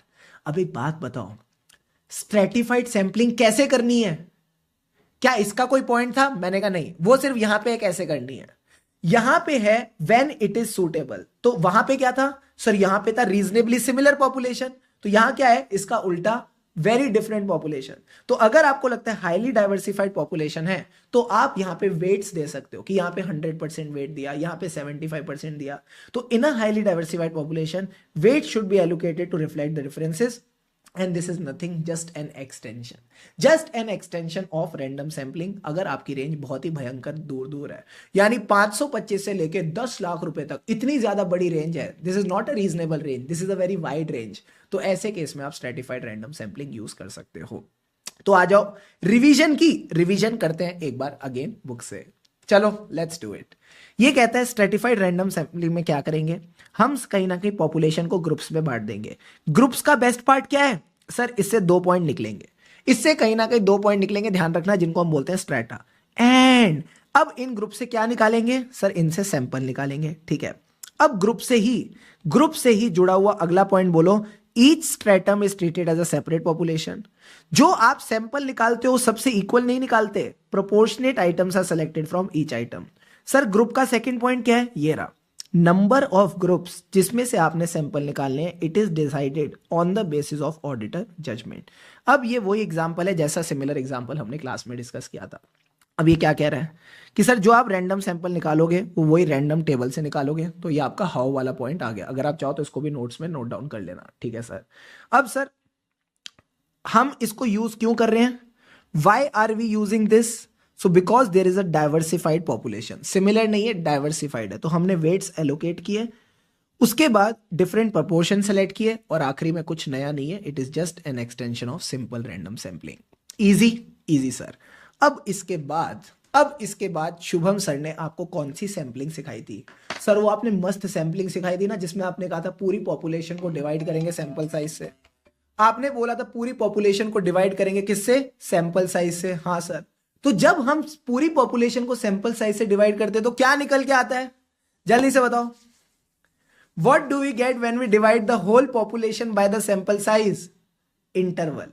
कहीं ना कहीं सैंपलिंग इंटरवल निकल के आ जाता है। एक बच्चा पॉपकॉर्न लेने चला गया, अरे पॉपकॉर्न वाला इंटरवल नहीं है, सैंपलिंग इंटरवल है। Bad joke sir. ठीक है, तो मैंने कहा नेक्स्ट वन वो सैंपलिंग इंटरवल, कुछ नहीं करना, divide the number of sampling units in a population by the sample size, तो आपको सैंपलिंग इंटरवल मिल जाएगा। ठीक है सर। अब हमारा स्टार्ट कहां से करना है? अब हमें स्टार्ट कहां से करना है? तो मैंने कहा रैंडमली आप कोई भी पहला आइटम चुन लो 50 में। सर 50 कहां से है? हमारा सैंपलिंग इंटरवल 50 निकल के आया था ना। ठीक है, तो ये कहता है आपका जो स्टार्टिंग पॉइंट है, it can be any number in the first 50। Thereafter जो भी 50th आइटम है उसको सिलेक्ट करते चलना। फॉर एग्जाम्पल मैंने फोर्थ उठा लिया, अब ये फोर्थ में हैफाजार्डली भी चुन सकता हूं कि अपनी मर्जी से चुन लिया, या रैंडमली भी चुन सकता हूं। तो if I chose fourth, next sample कौन सा होगा? 54। 54 में 50 ऐड किया तो 104। तो ऐसे ये कारवा चलता रहेगा 4954 तक। ठीक है, ठीक है सर। तो ये कहता है इट मे बी डिटरमाइंड हैफाजार्डली, जो स्टार्टिंग पॉइंट है, but it will be truly random अगर आप इसको रैंडमली निकालो। ठीक है सर। अब इसमें रिस्क क्या थी? इसमें रिस्क क्या थी? मेरे से एक बच्चे ने पूछा, सर अगर ये एवरी 50th आइटम एक ही जैसा है, यानी आपका जो सैंपलिंग इंटरवल है ये एक पैटर्न फॉर्म कर रहा है, तो दिक्कत हो सकती है। क्योंकि ऐसा हो सकता है कि जो सैंपलिंग यूनिट्स है दे आर स्ट्रक्चर्ड, हो सकता है कहीं ना कहीं ये स्ट्रक्चर्ड हो to show a particular pattern. तो ध्यान रखना, इंश्योर करना that they are not structured in a way कि इनका एक पर्टिकुलर पैटर्न बन रहा हो। और अगर पर्टिकुलर पैटर्न बन रहा है, अगर कोई पर्टिकुलर पैटर्न बन रहा है, तो क्या करेंगे सर? अलग अलग सैंपलिंग इंटरवल रखेंगे, अलग अलग स्टार्टिंग पॉइंट्स रखेंगे, ताकि पूरी पॉपुलेशन पे कंफर्ट आ सके, पूरी पॉपुलेशन की फील आ सके। तो ये कहता है multiple starting points can minimise the risk of sampling interval pattern. बात समझ आई नहीं आई? आ गई सर। फिर हम इसके बाद चले मॉनिटरी यूनिट सैंपलिंग की नगरी में। मॉनिटरी यूनिट सैंपलिंग क्या है सर? कुछ नहीं, value weighted selection. It is just the another way of saying value weighted selection. It is a type of value weighted selection जहां पे जो आपका सैंपल साइज है, कितने आइटम्स चेक करने हैं, उसके बाद सैंपल सिलेक्शन, कौन कौन से आइटम्स चेक करने हैं, sample size, sample selection, and उन पे जो आपने इवेल्युएशन करके कंक्लूजन निकाला वो भी मॉनिटरी अमाउंट में निकलेगा। Wow sir. Again sample size पता चल गया इतने आइटम है। अब देखो कौन से आइटम है, सैंपल सिलेक्शन, फिर आपने उनको इवेल्युएट करके क्या निकाला? कंक्लूजन निकाला। Size, selection, evaluation. Once more, size, selection, evaluation. एक बार और, साइज, सिलेक्शन, इवेल्युएशन, और उस पे conclusion. Everything will be in monetary amount. So for example अगर आपने 90% ऑफ द डेटा चेक करे तो आपको कितनी वैल्यू पे कंफर्ट आया? ₹45 lakhs पे। ₹45 lakhs पे आपको कंफर्ट आ गया, इतनी मॉनिटरी अमाउंट पे यू गॉट द कंफर्ट। अब इसके बाद आता है हफाजार्ड। हफाजार्ड मतलब कुछ भी चल रहा है, जो ऑडिटर को सही आइटम लगता है उठा लेता है, जो नहीं लगता नहीं उठाता। यानी यहां पे कोई भी स्ट्रक्चर टेक्निक तो यूज नहीं होगी, और क्योंकि स्ट्रक्चर टेक्निक यूज नहीं होती, ऑडिटर की मर्जी चल रही है, तो बायसनेस भी अवॉइड करके चलना। सर बायसनेस क्या हो सकती है? जो डिफिकल्ट टू लोकेट आइटम्स है उनको नहीं देखना। ठीक है सर। सिर्फ और सिर्फ फर्स्ट और लास्ट आइटम देखना, बीच के आइटम्स नहीं देखना। तो ये अवॉइड करके चलना है। अब एक बात बताओ, जहां पे कोई स्ट्रक्चर टेक्निक ही नहीं है वहां क्या स्टैटिस्टिकल सैंपलिंग टिक पाएगी? नहीं सर। स्टैटिस्टिकल सैंपलिंग ने कहा था RSPT, रैंडम सिलेक्शन होनी चाहिए, ऑडिटर के हिसाब से नहीं होनी चाहिए, प्लस एक प्रोबेबिलिटी थ्योरी होनी चाहिए। तो यहां पे स्टैटिस्टिकल सैंपलिंग नहीं टिकेगी। क्यों? क्योंकि सबसे पहले मैंने बोला स्ट्रक्चर्ड अप्रोच नहीं है, रैंडम सैंपलिंग नहीं है, और कहीं ना कहीं कोई प्रॉपर जजमेंट नहीं है, इसलिए स्टैटिस्टिकल सैंपलिंग के साथ इसकी नहीं बनती। Easy easy sir. फिर इसके बाद हम गए ब्लॉक सैंपलिंग पे। ब्लॉक का मतलब क्या था? It is a block of 7-7 items. जो आइटम 7-7 होते हैं उनको क्या कहते हैं? Contiguous item. इसमें हमने एग्जाम्पल भी लिया था सर। क्या? मान लो शुभम सर क्लास ले रहे हैं और अचानक आ गए, yes people, good morning, good afternoon, good evening, हम सबके प्यारे बेबी सर। अब बेबी सर देखना चाहते हैं बच्चे कैसे हैं। तो 2 तरीके हैं बच्चे पकड़ने के। मैंने कहा क्या? या तो जो ये 3 बदमाश साथ बैठे इनका सैंपल ले लो, या फिर कुछ फ्रंट बेंचर, कुछ बीच वाले, कुछ बैक बेंचर, इनका सैंपल बनाए। बताओ which is a true representative of the population? Sir तरीका नंबर 2। यानी तरीका नंबर 1 अगर रिप्रेजेंटेटिव नहीं है पॉपुलेशन का तो आप तरीका नंबर 1 अवॉइड करके चलोगे इन केस ऑफ ऑडिटिंग। तो ये कहता है ब्लॉक सिलेक्शन मतलब you are selecting a block of contiguous item, यानी जो साथ साथ बैठे हैं, ठीक है, विद इन अ पॉपुलेशन। क्या मैं इसको ऑडिट में यूज कर सकता हूं? नहीं, क्योंकि ये रिप्रेजेंटेटिव नहीं है। Can not use in the audit because जो चीजें साथ होती है उनकी सिमिलर कैरेक्टरिस्टिक्स होती है, एक जैसे होते हैं, but they are generally different from the population. Example, आपने फर्स्ट 200 सेल्स इनवॉइस ले लिए। अब यही चीज जनरली नॉन स्टैटिस्टिकल सैंपलिंग में भी होती है। That's why it is very simple and easy to use. Simplicity और इकोनॉमी होती है इसमें। एंड प्रॉब्लम क्या है? सब प्रॉब्लम यह है कि ऑडिटर की बायसनेस है। कहीं ना कहीं ऑडिटर डिसाइड कर रहा है तो ऑडिटर की बायसनेस है और इसके अंदर एक पैटर्न हो सकता है। There can be a pattern in this case. Sir pattern वाली जो रिस्क थी, पैटर्न वाली जो रिस्क थी इससे पहले भी हमने कहीं डिस्कस की थी। कहां? मेथड नंबर 2 में। मेथड नंबर 2 में भी पैटर्न वाली दिक्कत थी। सर क्या? कि जो आपके सैंपलिंग यूनिट से ऐसा ना हो कि वो स्ट्रक्चर्ड हो इन अ वे कि जो सैंपल इंटरवल है उसका एक पैटर्न बन रहा है। Every 50th item is following a pattern. तो इस पैटर्न वाली रिस्क से बचने के लिए यहां पे हमने क्या किया था? मल्टीपल स्टार्टिंग पॉइंट्स ले लिए थे। तो यहां तो चलो हम बच गए, यहां तो चलो हम बच गए, बट यहां पे बच नहीं पाएंगे, इसीलिए ये ऑडिट में अलाउड नहीं होता। फटाफट मुझे बताओ, क्या सैंपलिंग मेथड्स के सारे आपको कॉन्सेप्ट्स क्लियर है? क्लियर है सर। इस पे क्या हमने क्वेश्चंस करे थे? Did we do some questions here? Yes sir. Question number 15 क्या था? मुझे बताओ क्वेश्चन नंबर 15 में हमने क्या सीखा? हमने देखा कि एक बंदा सेल्स रिकॉर्ड चेक कर रहा है, ठीक है सर, और वो ये सारी इंफॉर्मेशन को कंसिडर कर रहा है कि सैंपलिंग इंटरवल क्या है, कितने रिकॉर्ड्स हमको चेक करने हैं, स्टार्टिंग पॉइंट क्या होगा, एंडिंग पॉइंट क्या होगा। तो बताओ कौन सा मेथड ऑफ सैंपलिंग है? सर सैंपलिंग इंटरवल की बात होती है हमारे सिस्टमैटिक सैंपलिंग या आप बोल दो इंटरवल सैंपलिंग में, ठीक है सर। अब ये कह रहा है इसके बारे में डिस्कस करो, तो सबसे पहले आप इसको डिफाइन करो। डिफाइन कैसे करते हैं? पॉपुलेशन को डिवाइड करो बाय द सैंपल साइज, इससे आपके पास आ जाएगा सैंपलिंग इंटरवल। फॉर एग्जांपल हमारे इस केस में सैंपल साइज कितना दे रखा है? कितने आइटम सेलेक्ट करने हैं? 100। कितनी पॉपुलेशन है? 1000। तो सैंपलिंग इंटरवल आ गया 10, यानी every 10th item will be selected, ठीक है सर। अब इसमें कह रहा है जब आप इस तरीके से सैंपल सेलेक्ट करते हो तो आपको किस चीज का ध्यान देना है? कौन सी चीज ध्यान में रखनी है? सर इसमें रिस्क थी, कौन सी? वही पैटर्न वाली। पैटर्न वाली रिस्क थी, तो वही पैटर्न वाली रिस्क आप यहां पे बोलोगे। सर क्या जब भी हम इस मेथड को यूज करेंगे तो ध्यान रखना population are not structured in a way that a sampling interval corresponds to a pattern. Got it? Got it sir. इसका सॉल्यूशन क्या है? Multiple starting points. Awesome.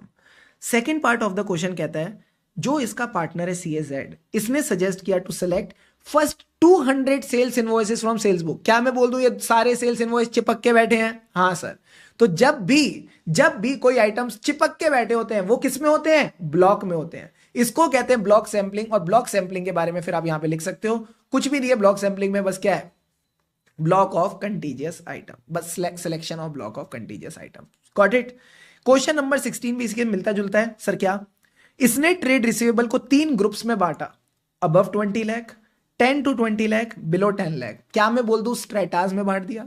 Stratified random sampling, yes sir. और सबसे different percentage निकाली। तो जो stratified random sampling के 3 points हमने डिस्कस किए थे वो आपने बताने हैं। सबसे पहले dividing the groups into stratas and then selecting the sample. अब ये जो ग्रुप्स हैं ये सेपरेट पॉपुलेशन मानेंगे। कितने सैंपल निकालने? प्रोपोर्शनेट सैंपल निकालने। And number of groups depends on the judgement of the auditor. अगला पॉइंट कहता है कॉन्सिक्यूटिव चेक्स। तो यहां पे क्या आएगा? ब्लॉक सिलेक्शन आएगा, ब्लॉक ऑफ कंटीजियस आइटम्स। क्या हमने ये सब बातें की थी? हाँ सर। अब ये जो ब्लॉक सिलेक्शन वाला टॉपिक हमने पढ़ा इसमें इन्होंने कहा similar to non statistical sampling. तो बच्चों ने मुझे कहा सर नॉन स्टैटिस्टिकल सैंपलिंग भी बता दो इसी बहाने।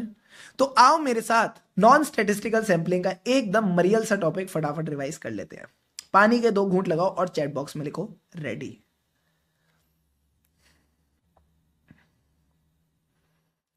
आ टमाटर बड़ा मजेदार, ओ टमाटर बड़ा मजेदार। कहाँ गया भाई? मैं भी ढूंढ रहा हूँ।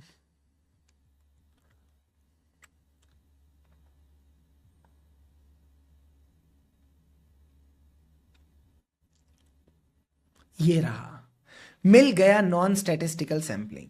नॉन स्टैटिस्टिकल का क्या मतलब है? जो स्टैटिस्टिकल की खूबियां होती है ना, आरएसपीटी, रैंडम सिलेक्शन प्रोबेबिलिटी थ्योरी, ये ना इसमें से मिसिंग है, ये कहीं ना कहीं इसमें से मिसिंग है। यानी सैंपल रैंडमली सिलेक्ट नहीं होगा तो कौन करेगा? ऑडिटर करेगा। जो उसने एक्सपीरियंस गेन किया है, जो उसको उस एक्सपीरियंस से नॉलेज मिली है, उससे वो सैंपल डिसाइड करेगा। तो ये कहते हैं sample size and selection depends on the personal experience and knowledge of auditor, and auditor को जो अच्छा लगेगा वो सिलेक्ट कर सकता है। So it is very simple, it is कहीं ना कहीं वेरी सिंपल। दो एग्जाम्पल ध्यान रखना, टेस्ट ऑफ कंट्रोल और test of detail. Test of control में कौन से कंट्रोल की बात करी? Bank reconciliation statement. हर महीने कंपनी बैंक रिकंसिलिएशन बनाती है, हमने 2-3 महीने अपने मन से चुन लिए, तो इन्होंने मार्च, सितंबर, जैन चुन लिया, जून चुन लिया, उसके बैंक रिकंसिलिएशन देख लिए। फिर इन्होंने करा टेस्ट ऑफ डिटेल, तो उसमें ऑब्वियस सी बात है वैल्यूज आ रही होती है आइटम्स की, तो जो टॉप 10 वैल्यू आइटम्स थे उनको देख लिया। सर ऐसे तो मैनेजमेंट टॉप 10 को ठीक रखेगा, बाकियों में गड़बड़ करेगा। तो मैंने कहा इसी से बचने के लिए आपको एक एलिमेंट ऑफ सरप्राइज रखना है। इस बार आपने टॉप 10 देखे, अगली बार टॉप 15 देख लेना, या अगली बार टॉप 8 देख लेना, 2-3 आइटम नीचे से देख लेना, तो एक सरप्राइज का एलिमेंट रखना। इसके बाद मैंने एक बढ़िया आइटम पॉइंट बताया था, मस्ती वाला। मैंने कहा मस्ती वाला पॉइंट क्या था? सर मैंने कहा हाँ हाँ सर, आपको पता है जब 31 मार्च आने वाली होती है, कंपनी को पता चल जाता है रेवेन्यू कितना है, कंपनी को पता चल जाता है कहीं ना कहीं प्रॉफिट कितना है, तो मैनेजमेंट रेवेन्यू और प्रॉफिट में झोल करने के लिए फेक रेवेन्यू, फेक एक्सपेंसेस डाल सकती है। तो मैंने कहा क्या करें? सर चेक करो, कहीं जो भी ट्रांजैक्शन है eight the close of the year, वहां पे रिस्क ऑफ फ्रॉड है, तो उनको अच्छे से चेक करना।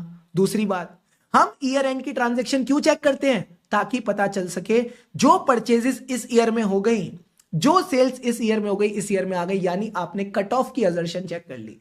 सो we generally check the transactions at the close of the year. Why? दो चीजों के लिए, कट ऑफ प्रोसीजर्स के लिए और फ्रॉड के लिए। Done done done done done sir. तो ये तो इसकी खूबियां हो गई। दिक्कत क्या है? सर दिक्कत है ना तो ये ऑब्जेक्टिव है, ना ही ये साइंटिफिक है। ये ऑब्जेक्टिव क्यों नहीं है? क्योंकि इसमें पर्सनल बायस है। साइंटिफिक क्यों नहीं? क्योंकि कोई साइंटिफिक मेथड यूज नहीं करता। तो आप कंक्लूजन में भी ये लिखोगे सिंपल तो है बट अच्छी नहीं। अच्छी क्यों नहीं है? क्योंकि ना तो इसमें पर्सनल बायसनेस है, क्योंकि इसमें पर्सनल बायसनेस है, और इसमें कोई साइंटिफिक मेथड ऑफ सिलेक्शन नहीं है। Got it sir.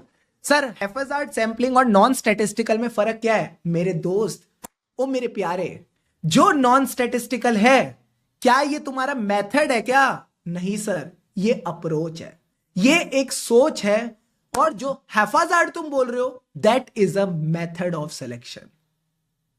That is the difference. तो जब आप नॉन स्टैटिस्टिकल अप्रोच के साथ चलते हो तो हो सकता है फिर आप हैफाजार्ड मेथड ऑफ सिलेक्शन चुन लो। ये पॉइंट है, इस फील्ड से समझना है, ठीक है। So thank you so much for attending today's revision. I hope काफी मजा आया, काफी चीजें सीखने को मिली।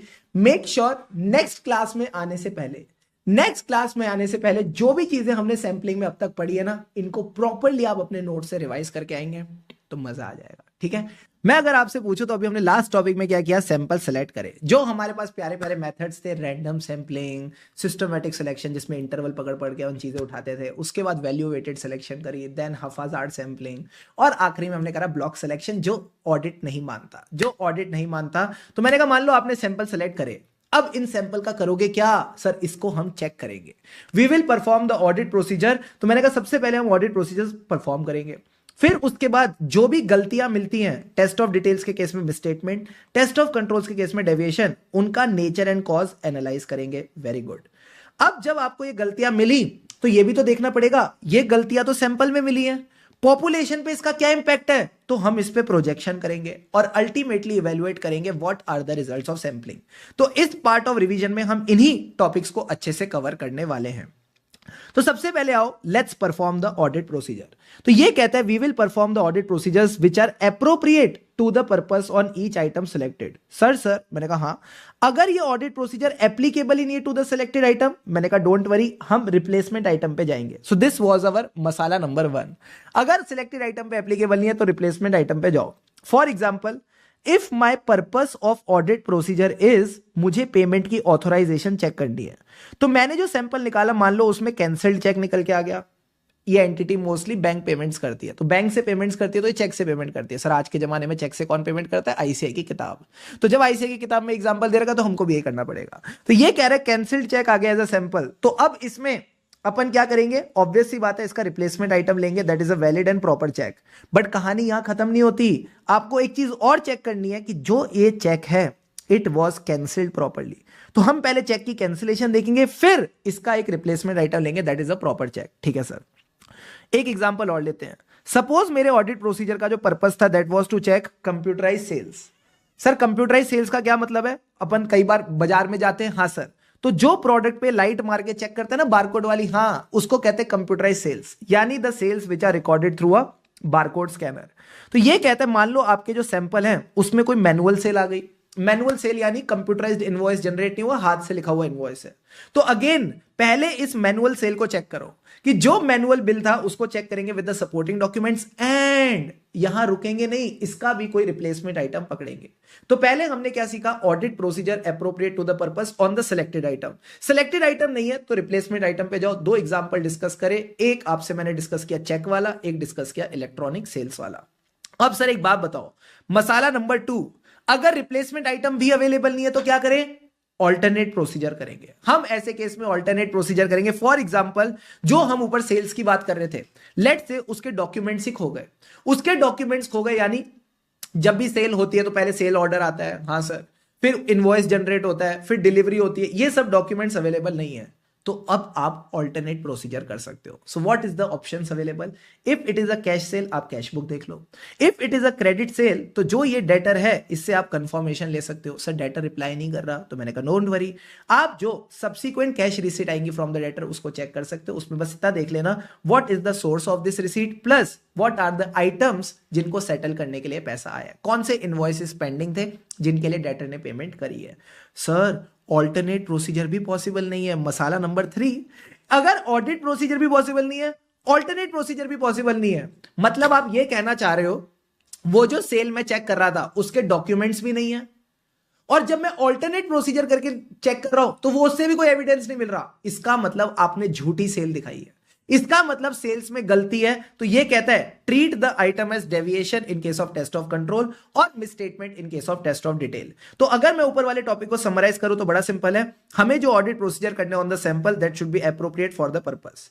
ये हम किस पे परफॉर्म करेंगे? On each item selected. अगर पॉसिबल नहीं है on the selected item, replacement item पे जाओ। फॉर एग्जाम्पल हमने बात करी चेक और कंप्यूटराइज सेल्स की। सर अगर ऑडिट प्रोसीजर पॉसिबल ही नहीं है, ना तो आइटम पे ना रिप्लेसमेंट आइटम पे, तो ऑल्टरनेट प्रोसीजर करेंगे। जहां पे मैंने आपको बताया क्रेडिट सेल के केस में डेटर से पूछ लो, कैश सेल के केस में कैश बुक चेक कर लो। अगर ऑल्टरनेट प्रोसीजर भी पॉसिबल नहीं है मतलब मैनेजमेंट झूठी है, मतलब सेल्स में गलती है, तो we will treat it as a गलती। एग्जाम में गलती मत लिखना, बस बोलना in case of test of control treated as a deviation, in case of test of detail treated as a misstatement. Deal done? Deal done sir, एकदम प्यारा प्यारा टॉपिक है।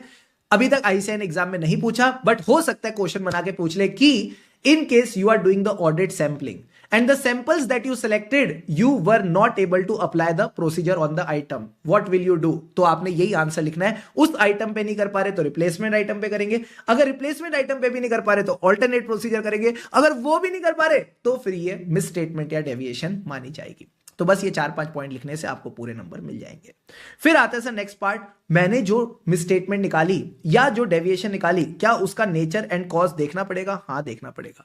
ये हम सबका फेवरेट टॉपिक है। तो देखो क्या कहता है, जब भी आपको कोई मिसस्टेटमेंट या डेविएशन मिले उसको एनालाइज कर लेना। सर एनालाइज करेंगे तो क्या होगा? हो सकता है आप ऑब्जर्व कर पाओ इनमें कोई कॉमन फीचर है। सर कॉमन फीचर क्या हो सकता है?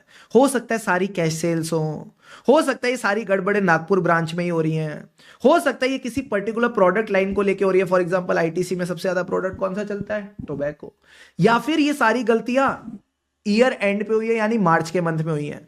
So there can be a common feature, type of transaction, उसके बाद पर्टिकुलर लोकेशन, फिर it can be a product line और अ पीरियड ऑफ टाइम। तो राइमिंग चलना, transaction, location, product line, time. एक बार और, ट्रांजैक्शन, लोकेशन, प्रोडक्ट लाइन और पीरियड ऑफ टाइम। तो अब जहां पे आपको लगा कॉमन फीचर है तो आप अब क्या करोगे? लालची हो जाओगे। आप कहोगे अब मैं सारी ट्रांजैक्शन देख लेता हूं। So auditor may decide to identify all the items which have the common feature, और सब पे चेकिंग कर लो, सबके ऑडिट प्रोसीजर लगा लो। ठीक है सर। अब एक बात बताओ, अगर सारे ही आइटम्स में दिक्कत है, सारी आइटम्स में दिक्कत है, मार्च के एंड में सारी जगह दिक्कतें हैं, मतलब मैनेजमेंट ने बदमाशी करी है, यानी it may be intentional and there can be a possibility of fraud. अब जहां जहां फ्रॉड की फील आएगी वहां ऑडिटर एक्सटेंसिव प्रोसीजर करेगा, डिटेल में चेकिंग करेगा। He will investigate the nature and cause of misstatement and deviation and evaluate the possible effect. वो इसका पॉसिबल इफेक्ट देखेगा on the audit procedure and other areas of audit. Possible effect का क्या मतलब है? He will do the projection over the population. बात समझ आ रही है? हाँ सर। अब कौन सी गलती है जिसको प्रोजेक्ट नहीं करते? Sir anomaly. अब एनोमली क्या रोज रोज मिलती है? नहीं, सपनों में मिलती है। फालतू बातें नहीं करनी, जो एनोमली है वो कभी कभी मिलती है, यानी इन एक्सट्रीमली रेयर सर्कमस्टेंसेस। आप ऐसा बोल सकते हो जो गलती है ना, ऐसी गलती बाकी पॉपुलेशन में नहीं है, ये इकलौती गलती है। सो यू कैन से it is an anomaly, a misstatement or deviation is an anomaly. That means it does not represent the entire population. Sir ऐसी बोल दो एनोमली है, या इसके लिए मुझे एक सर्टेनिटी चाहिए? सर्टेनिटी चाहिए। obtain a high degree of certainty that it is not a representative of population। ये कैसे मिलेगी? प्रोसीजर्स परफॉर्म करके। सो परफॉर्म एडिशनल ऑडिट प्रोसीजर, ताकि आपको एविडेंस मिल जाए कि ऐसी गलती बाकी पॉपुलेशन में नहीं है। तो अगर अगेन मैं इस टॉपिक का फ्लो बताऊं तो बड़ा सिंपल था। कोई भी मिसस्टेटमेंट या डेविएशन मिलती है, एनालाइज करो। हो सकता है उसमें कोई कॉमन फीचर मिले। कॉमन फीचर के एग्जांपल क्या थे? ट्रांजैक्शन, लोकेशन, और I9 वाले क्या थे? टाइम और प्रोडक्ट लाइन। जैसी दिखा कॉमन फीचर है, टूट पड़ो, सबको चेक कर लो, यानी identify all and check all. सब पे अपने प्रोसीजर एक्सटेंड कर लिए। सर सब में गलती है, मतलब इंटेंशनल है। It may be intentional and a possibility of fraud. जहां फ्रॉड वहां इन्वेस्टिगेशन, जहां फ्रॉड वहां investigation. So investigate the nature and cause of misstatement और deviation and evaluate the possible effect. Possible effect बोलते ही कौन नहीं आएगा? एनोमली नहीं आएगा। 3 पॉइंट्स एनोमली के: extremely rare circumstances. Second point, कैसे भरोसा हो एनोमली है? हमें चाहिए degree of certainty, high degree of certainty. And आखिरी में मैंने बोला कैसे मिलेगी? By performing additional procedures and getting sufficient and appropriate evidence. Anomaly का मतलब क्या है? ऐसी गलती बाकी पॉपुलेशन में नहीं होती। क्या ये बेसिक पॉइंट्स क्लियर हो गए? क्लियर हो गए सर। अब मुझे एक बात बताओ, क्या हमने कुछ बढ़िया चीज सीखी थी? Yes sir.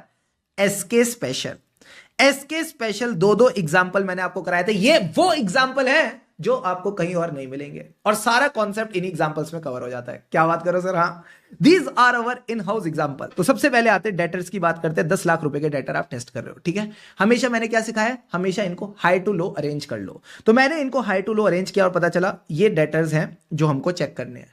अब मैंने देखा 10 लाख रुपए में से जो टॉप 3 डेटर्स हैं, इन्हीं में से 85% कंफर्ट आएगा, तो इन्हीं को देख लेता हूं। जो मैंने ए टेस्ट किया उसमें तो कोई गलती नहीं थी, इट वॉज गुड। जो डी और सी है ना, इनमें गलतियां मिली, और फॉर द सिंप्लिसिटी हमने मान लिया ये पूरी अमाउंट में ही गलती है। अब जब जब गलती मिलती है, ऊपर वाले टॉपिक में क्या सीखा था?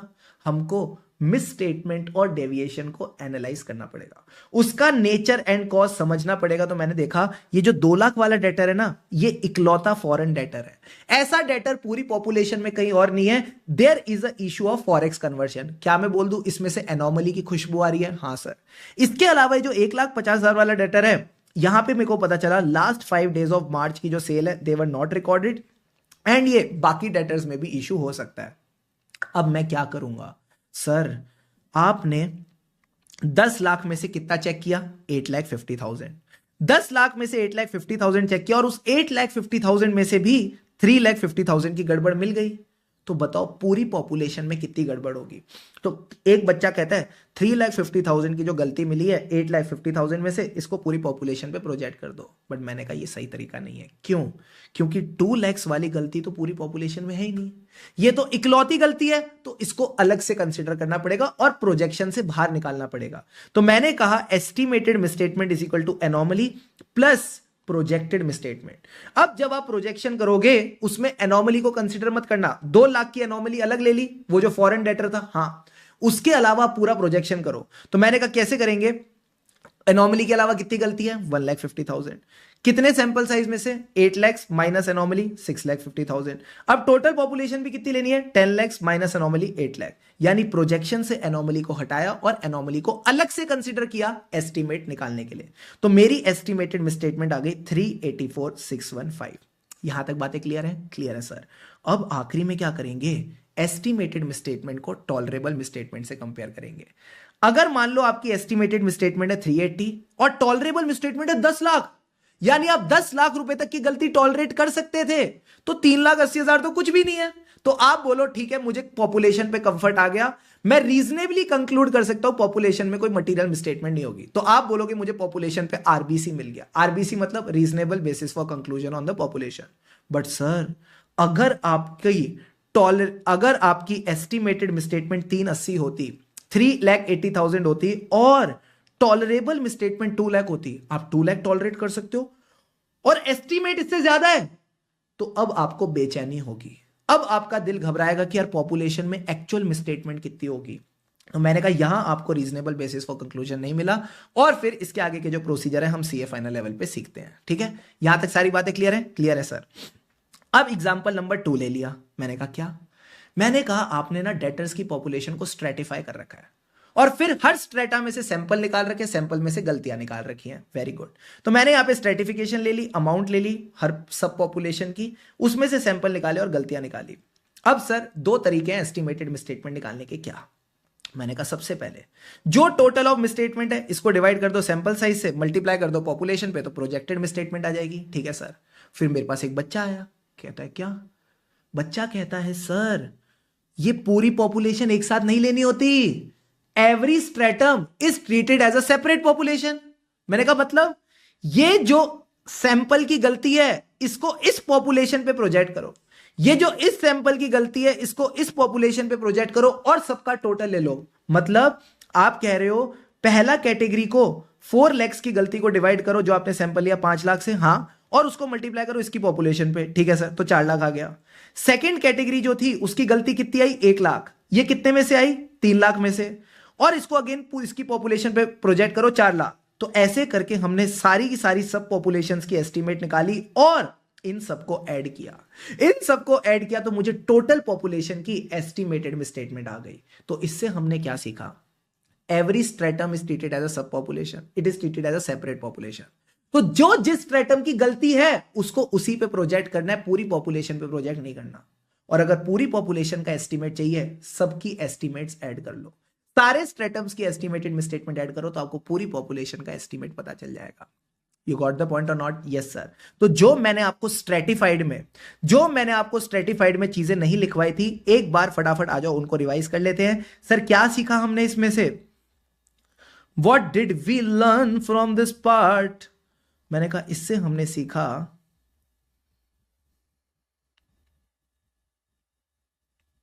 कि जो रिजल्ट्स ऑफ सैंपल है यानी मिसस्टेटमेंट है ऑफ ईच सब पॉपुलेशन, उसको आप प्रोजेक्ट करोगे टू द रिस्पेक्टिव स्ट्रेटम। ठीक है सर। और अगर आपको पूरी पॉपुलेशन का जानना है तो सबको ऐड कर दो, कंबाइन कर दो। तो to conclude in a very simple line ये कहता है projected misstatement of each stratum are added. हम उनको ऐड करते, कंबाइन करते ताकि हमें पूरी पॉपुलेशन का पॉसिबल इफेक्ट पता चल जाए on that particular account balance और क्लास ऑफ ट्रांजेक्शन। ये बेसिक सा कॉन्सेप्ट हमको समझना था। ठीक है सर। लगे आ तो एक पॉइंट और रिवाइज कर लेते हैं। वैल्यू वेटेड सिलेक्शन कहां यूज होता है? तो मैंने कहा इसको आपको यूज करना चाहिए with systematic method of selection यानी इंटरवल सैंपलिंग। मोस्ट एफिशिएंट कब है? इट इज मोस्ट एफिशिएंट जब आप इसको रैंडम सिलेक्शन के साथ यूज करते हो। फॉर एग्जांपल मेरा एक डेटर है जिसमें 10 लाख रुपए का बैलेंस है, तो वो 10 लाख रुपए के लिए मैं कंफर्मेशन तो लूंगा, बट वो 10 लाख ना बहुत सारे छोटे छोटे इनवॉइसेस से बना हुआ है, तो अब मैं एक एक सेल्स इनवॉइस चेक नहीं कर सकता कि वो 10 लाख किन से बना है। तो मैंने क्या किया, मान लो वो 10 लाख रुपए ना 1000 सेल इनवॉइस से बने हुए हैं, तो उन हजारों में से कुछ मैं रैंडम बेसिस पे देख लूंगा, तो 10 लाख रुपए पे मैंने कंफर्मेशन तो ले ली, पर उसके जब इनवॉइसेस चेक करने की बारी आई मैंने सारे इनवॉइसेस नहीं देखे, रैंडम बेसिस पे कुछ चेक करें ताकि मेरे एफर्ट्स कम लगे, मेरा टाइम कम लगे और एफिशिएंटली काम हो जाए। तो इस पे एमसीक्यू आ सकता है कि वैल्यू वेटेड सिलेक्शन किसके साथ यूज करना चाहिए? रैंडम सिलेक्शन के साथ, ताकि it becomes very efficient. Got the point? Yes sir. इसके बाद हमारे पास बस आखिरी में 1-2 टॉपिक और रह गए थे, छोटे छोटे क्यूट से। सर क्या? Projected misstatement. हम प्रोजेक्टेड मिसस्टेटमेंट क्यों निकालते हैं? ताकि हमें पूरी पॉपुलेशन का एस्टीमेट पता चल जाए। क्या एक्चुअल मिसस्टेटमेंट पता चलती है या एस्टिमेटेड? तो ये कहता है auditor projects the misstatement to get a broad view of the scale of misstatement, but remember this is not enough to calculate the actual misstatement, actual नहीं निकलती इससे, not enough to determine the actual amount to be recorded। अब sir इसके अंदर एक मीठा सा point, minus और प्लस। कौन सी ऐसी चीज है जो प्रोजेक्शन करते वक्त माइनस करते हैं बट एस्टीमेट निकालते वक्त साइड में प्लस करते हैं, एनोमली। तो ये कहता है anomaly is excluded when projecting the misstatement, however it is considered in addition to the projection of non anomalous misstatement. तो सिंपल सी बात है, एनोमली को प्रोजेक्शन से निकालो और ऐड कर दो with the projected misstatement to calculate the estimate. And last में टीओडी के लिए करते हैं, टीओसी के लिए नहीं करते। So it is done for the TOD, not for the TOC, because the projected deviation rate is same as sample deviation rate. तो सपोज अगर शुभम सर ने 10 परचेज ऑर्डर चेक करे और उसमें से पता चला 4 परचेज ऑर्डर तो ऑथोराइज्ड ही नहीं है, तो मुझे बताओ डेविएशन रेट कितना आ गया, 40%। सो सैंपल डेविएशन रेट भी 40% होगा। और अगर मैं पॉपुलेशन की बात करूं तो उस पर भी मैं यही सोचूंगा, पॉपुलेशन में 40% में दिक्कतें होंगी। तो जब सेम ही रेट है तो टेस्ट ऑफ कंट्रोल में क्यों करना। तो तीनों पॉइंट ध्यान रखेंगे सारे बच्चे। वंस अगेन, हम प्रोजेक्शन क्यों करते हैं, to get a broad overview of the scale of misstatement, but actual misstatement नहीं पता चलती। Second case, plus minus, anomaly is excluded when projecting the misstatement but considered in addition to the projected misstatement. And last point क्या था sir, last point था TOD में करते हैं, TOC में नहीं करते। Projection is done in case of TOD but not in case of TOC. Why? Because sample deviation rate is same as projected deviation rate. और इसी के साथ हमारा सैंपलिंग वाला पूरा का पूरा टॉपिक ऑलमोस्ट कंप्लीट हो गया था। लास्ट में हमने क्या बोला सर, लास्ट में हमने बोला जो भी रिजल्ट्स ऑफ सैंपलिंग है उनको चेक कर लेना, देख लेना क्या आपको ऑडिट सैंपलिंग से आरबीसी मिला कि नहीं। आरबीसी मतलब रीजनेबल बेसिस फॉर कंक्लूजन। तो अगर आपको लगता है आपका जो एस्टिमेटेड मिसस्टेटमेंट है वो टॉलरेबल मिसस्टेटमेंट से बहुत दूर है, तो फिर आरबीसी मिल गया, मजे करो। इसके बाद ना आईसीआई ने एक टॉपिक छुपा के दे रखा है, एक टॉपिक छुपा के दे रखा है। क्या है, precautions whenever you are applying test check technique. Precaution मतलब प्री मतलब पहले, कॉशन मतलब सावधानी। तो पहले आपको क्या क्या सावधानियां बरतनी है सैंपलिंग करने से पहले। तो मैंने कहा इसके लिए हमने आपको बढ़िया चार्ट बनाया। मैंने कहा क्या, सबसे पहले स्टडी करो सिस्टम। सिस्टम है, सिस्टम कौन सा सिस्टम, अकाउंटिंग सिस्टम और इंटरनल कंट्रोल सिस्टम। जब आप ये दोनों सिस्टम अच्छे से समझोगे तो आपको पता चलेगा कहां सैंपलिंग कर सकते हैं, कहां सैंपलिंग नहीं कर सकते। सर सैंपलिंग कहां नहीं कर सकते, areas which are not suitable for sampling. Suppose मुझे चेक करना है एंटिटी ने सारे टीडीएस चलान टाइम पे जमा कराए, मुझे देखना है जो इनकी एक्विजिशन हुई है सब्सिडरी की वो प्रॉपर हुई है कि नहीं। तो यहां पे तो आपको प्रॉपर चेकिंग करनी पड़ेगी एवरी ट्रांजैक्शन की। तो ये कहते हैं कंप्लायंस विद स्टैट्यूटरी प्रोविजंस और अनयूजुअल नेचर। सर जहां सूटेबल है, जहां सूटेबल है वहां पे आपको प्रॉपर प्लानिंग करनी पड़ेगी और स्टाफ को 3 एरियाज बताने पड़ेंगे। क्या, sample design, sample size, sample selection. Design में मतलब स्ट्रेटिफिकेशन। तो ये कहता है transactions and balance should be properly classified यानी स्ट्रेटिफाइड। ठीक है सर। सैंपल साइज कितना होना चाहिए कि सैंपलिंग रिस्क रिड्यूस हो जाए to an acceptably low level, यानी it should be appropriate. And आखिरी में कहता है सैंपल्स को ऐसे चुनो जिसमें बायसनेस हो, बायसनेस नहीं अनबायस्ड वे। और इस सब के बाद भी अगर एक पॉइंट और याद रखना है तो रख लेना, जो भी एरर्स हैं उसको प्रॉपर्ली एनालाइज करके चलेंगे। तो मैंने कहा एकदम फ्लो में चलना, study the system, accounting, internal control system. तो उससे पता चलेगा where the sampling can be used, where it is not suitable. जहां सुटेबल नहीं है उसके एग्जांपल दे दो, स्टैट्यूटरी कंप्लायंसेस चेक करना, अनयूजुअल ट्रांजैक्शंस देखना। ठीक है सर। जहां सुटेबल है वहां आपको प्रॉपर प्लानिंग करनी है और अपने जूनियर्स को इंस्ट्रक्शन देने हैं। सर क्या, sample design, sample size, sample selection. Design मतलब क्लासीफाई प्रॉपर्ली, साइज मतलब एप्रोप्रिएट साइज, एंड आखिरी पॉइंट क्या था, सिलेक्शन अनबायस तरीके से होनी चाहिए। फिर एरर्स को एनालाइज करके चलेंगे। सबसे लास्ट में हमने सबसे पहला टॉपिक पढ़ा, बताओ कौन सा। सबसे लास्ट में हमने सबसे पहला टॉपिक पढ़ा सर क्या, सैंपलिंग करते क्यों है। हम सैंपलिंग करते क्यों है, तो इसने बोला जो ह्यूमन सोसाइटी है, जो ह्यूमन सोसाइटी है वो कोई भी एफर्ट करती है ना थोड़ा सा, उसके मन में हमेशा रहता है कि इसका क्या इकोनॉमिक कंसिडरेशन रहेगा, इससे मुझे क्या बेनिफिट मिलेगा। और ऑडिट में भी हम एज अ ऑडिटर यही सोचते हैं, whatever efforts we are putting what is the benefit we are getting. सबसे बेवकूफी वाला तरीका कौन सा है, ट्रेडिशनल मेथड। 100% ट्रांजेक्शन टेस्ट करो, इकोनॉमिकली वेस्टफुल है, मोर एफर्ट्स नो बेनिफिट। ठीक है सर। यहां पे रूटीन चेकिंग होती है, सारी ट्रांजेक्शन चेक करना, which is economically wasteful. Modern approach क्या कहती है कि इंटरनल कंट्रोल्स अच्छे हैं, कहीं ना कहीं there is shift in the internal control. And internal controls का काम होता है प्रिवेंट, डिटेक्ट और करेक्ट करना material misstatement due to fraud और एरर। तो ये अच्छा काम कर लेते हैं। तो हमें क्या करना चाहिए सर, जो हमारी अप्रोच है, जो हमारी टेस्टिंग है वो किस ओर जाए, इंटरनल कंट्रोल्स की ओर। जहां पे मैनेजमेंट की जजमेंट लग रही है यानी क्वेश्चंस ऑफ प्रिंसिपल्स, वहां पे चेकिंग करो। सो कंट्रोल्स को टेस्ट करो, क्वेश्चंस ऑफ प्रिंसिपल्स को टेस्ट करो। अब एक ऑडिटर कहता है जरूरी है क्या, हमने कहा नहीं, तुम्हारी मर्जी है, तुम्हारी मर्जी है, जो करना है करो। क्योंकि आखिरी में यही बोला क्या चेक करना है, कैसे चेक करना है, कितना चेक करना है, ये ऑडिटर की जजमेंट है, तो उसको जो करना है करे। Extent of checking is a judgement of auditor, what is to be checked, how it is to be checked, extent to be checked, it is a judgement of the auditor, not obligation to follow sampling technique. तो अगर मैं conclude करूं तो बड़ा simple है, auditor का काम है कंक्लूजन ड्रॉ करना, ओपिनियन देना, उसको प्रॉपर स्टैंडर्ड्स और टेक्निक फॉलो करने चाहिए that are widely accepted. Widely accepted में हमने क्या सीख रखा है, स्टैटिस्टिकल सैम्पलिंग।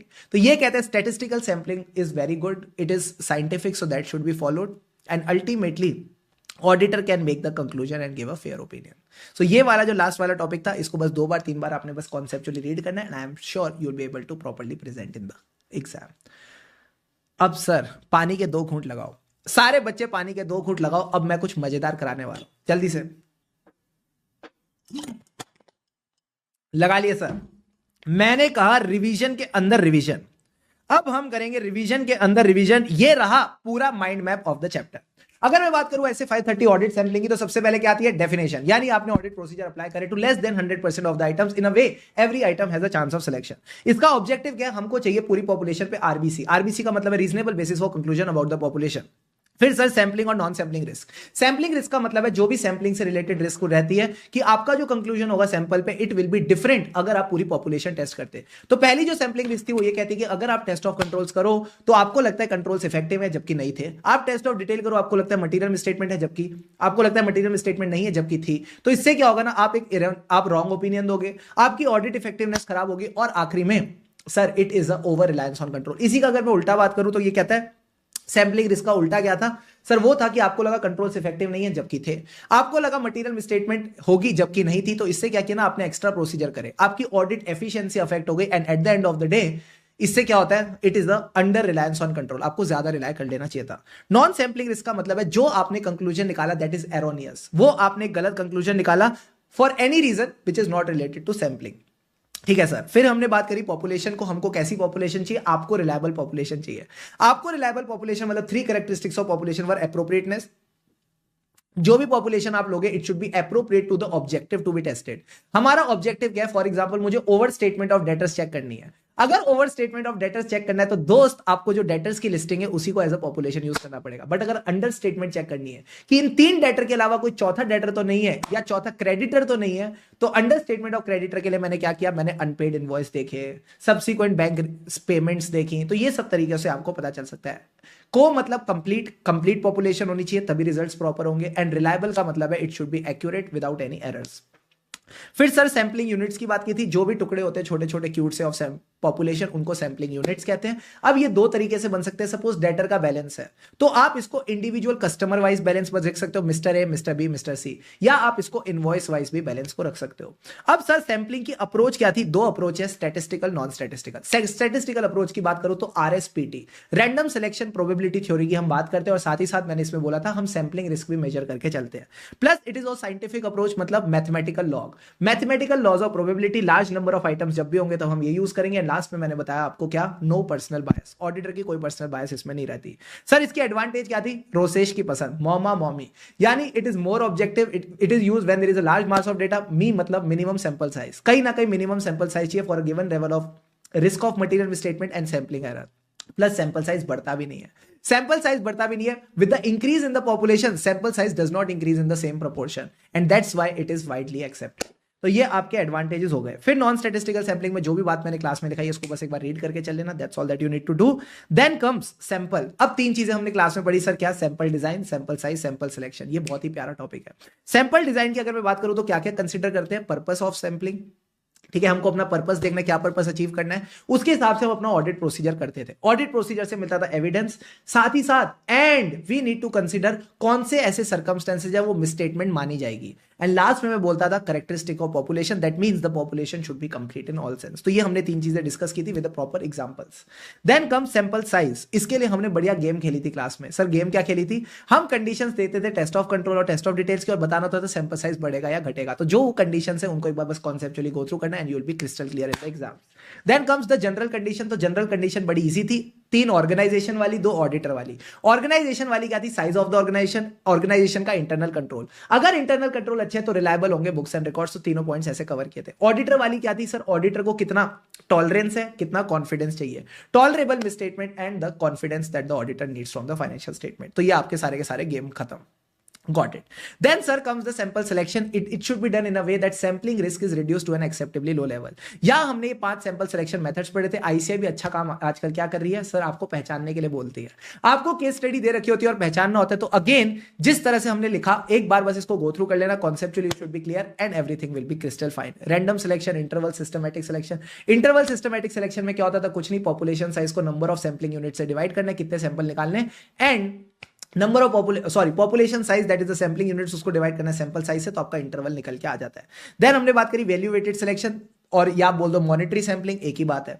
फिर हम बात करते हैं ब्लॉक सिलेक्शन यानी कंटीजियस आइटम, ये ऑडिट में सूटेबल नहीं है because it is not a representative of the population. Then हमने बात करी हफाजात सैंपलिंग की, जिसमें कोई स्ट्रक्चर्ड अप्रोच ही नहीं है, तो स्टैटिस्टिकल और इसकी जमती नहीं है। फिर आता है सर हमारे पास, जो आपने सैंपल निकाला उस पर ऑडिट प्रोसीजर लगाओ। अगर ऑडिट प्रोसीजर पॉसिबल नहीं है ऑन दैट आइटम तो रिप्लेसमेंट आइटम, अगर रिप्लेसमेंट आइटम पे पॉसिबल नहीं है तो ऑल्टरनेट प्रोसीजर, अगर दोनों पॉसिबल नहीं है तो इट इज अ मिसस्टेटमेंट और डेविएशन। अब जो मिसस्टेटमेंट डेविएशन मिली है उसको इन्वेस्टिगेट नेचर एंड कॉज, वापस रिवाइज करा रहा हूं, मजे लेते रहो पूरे।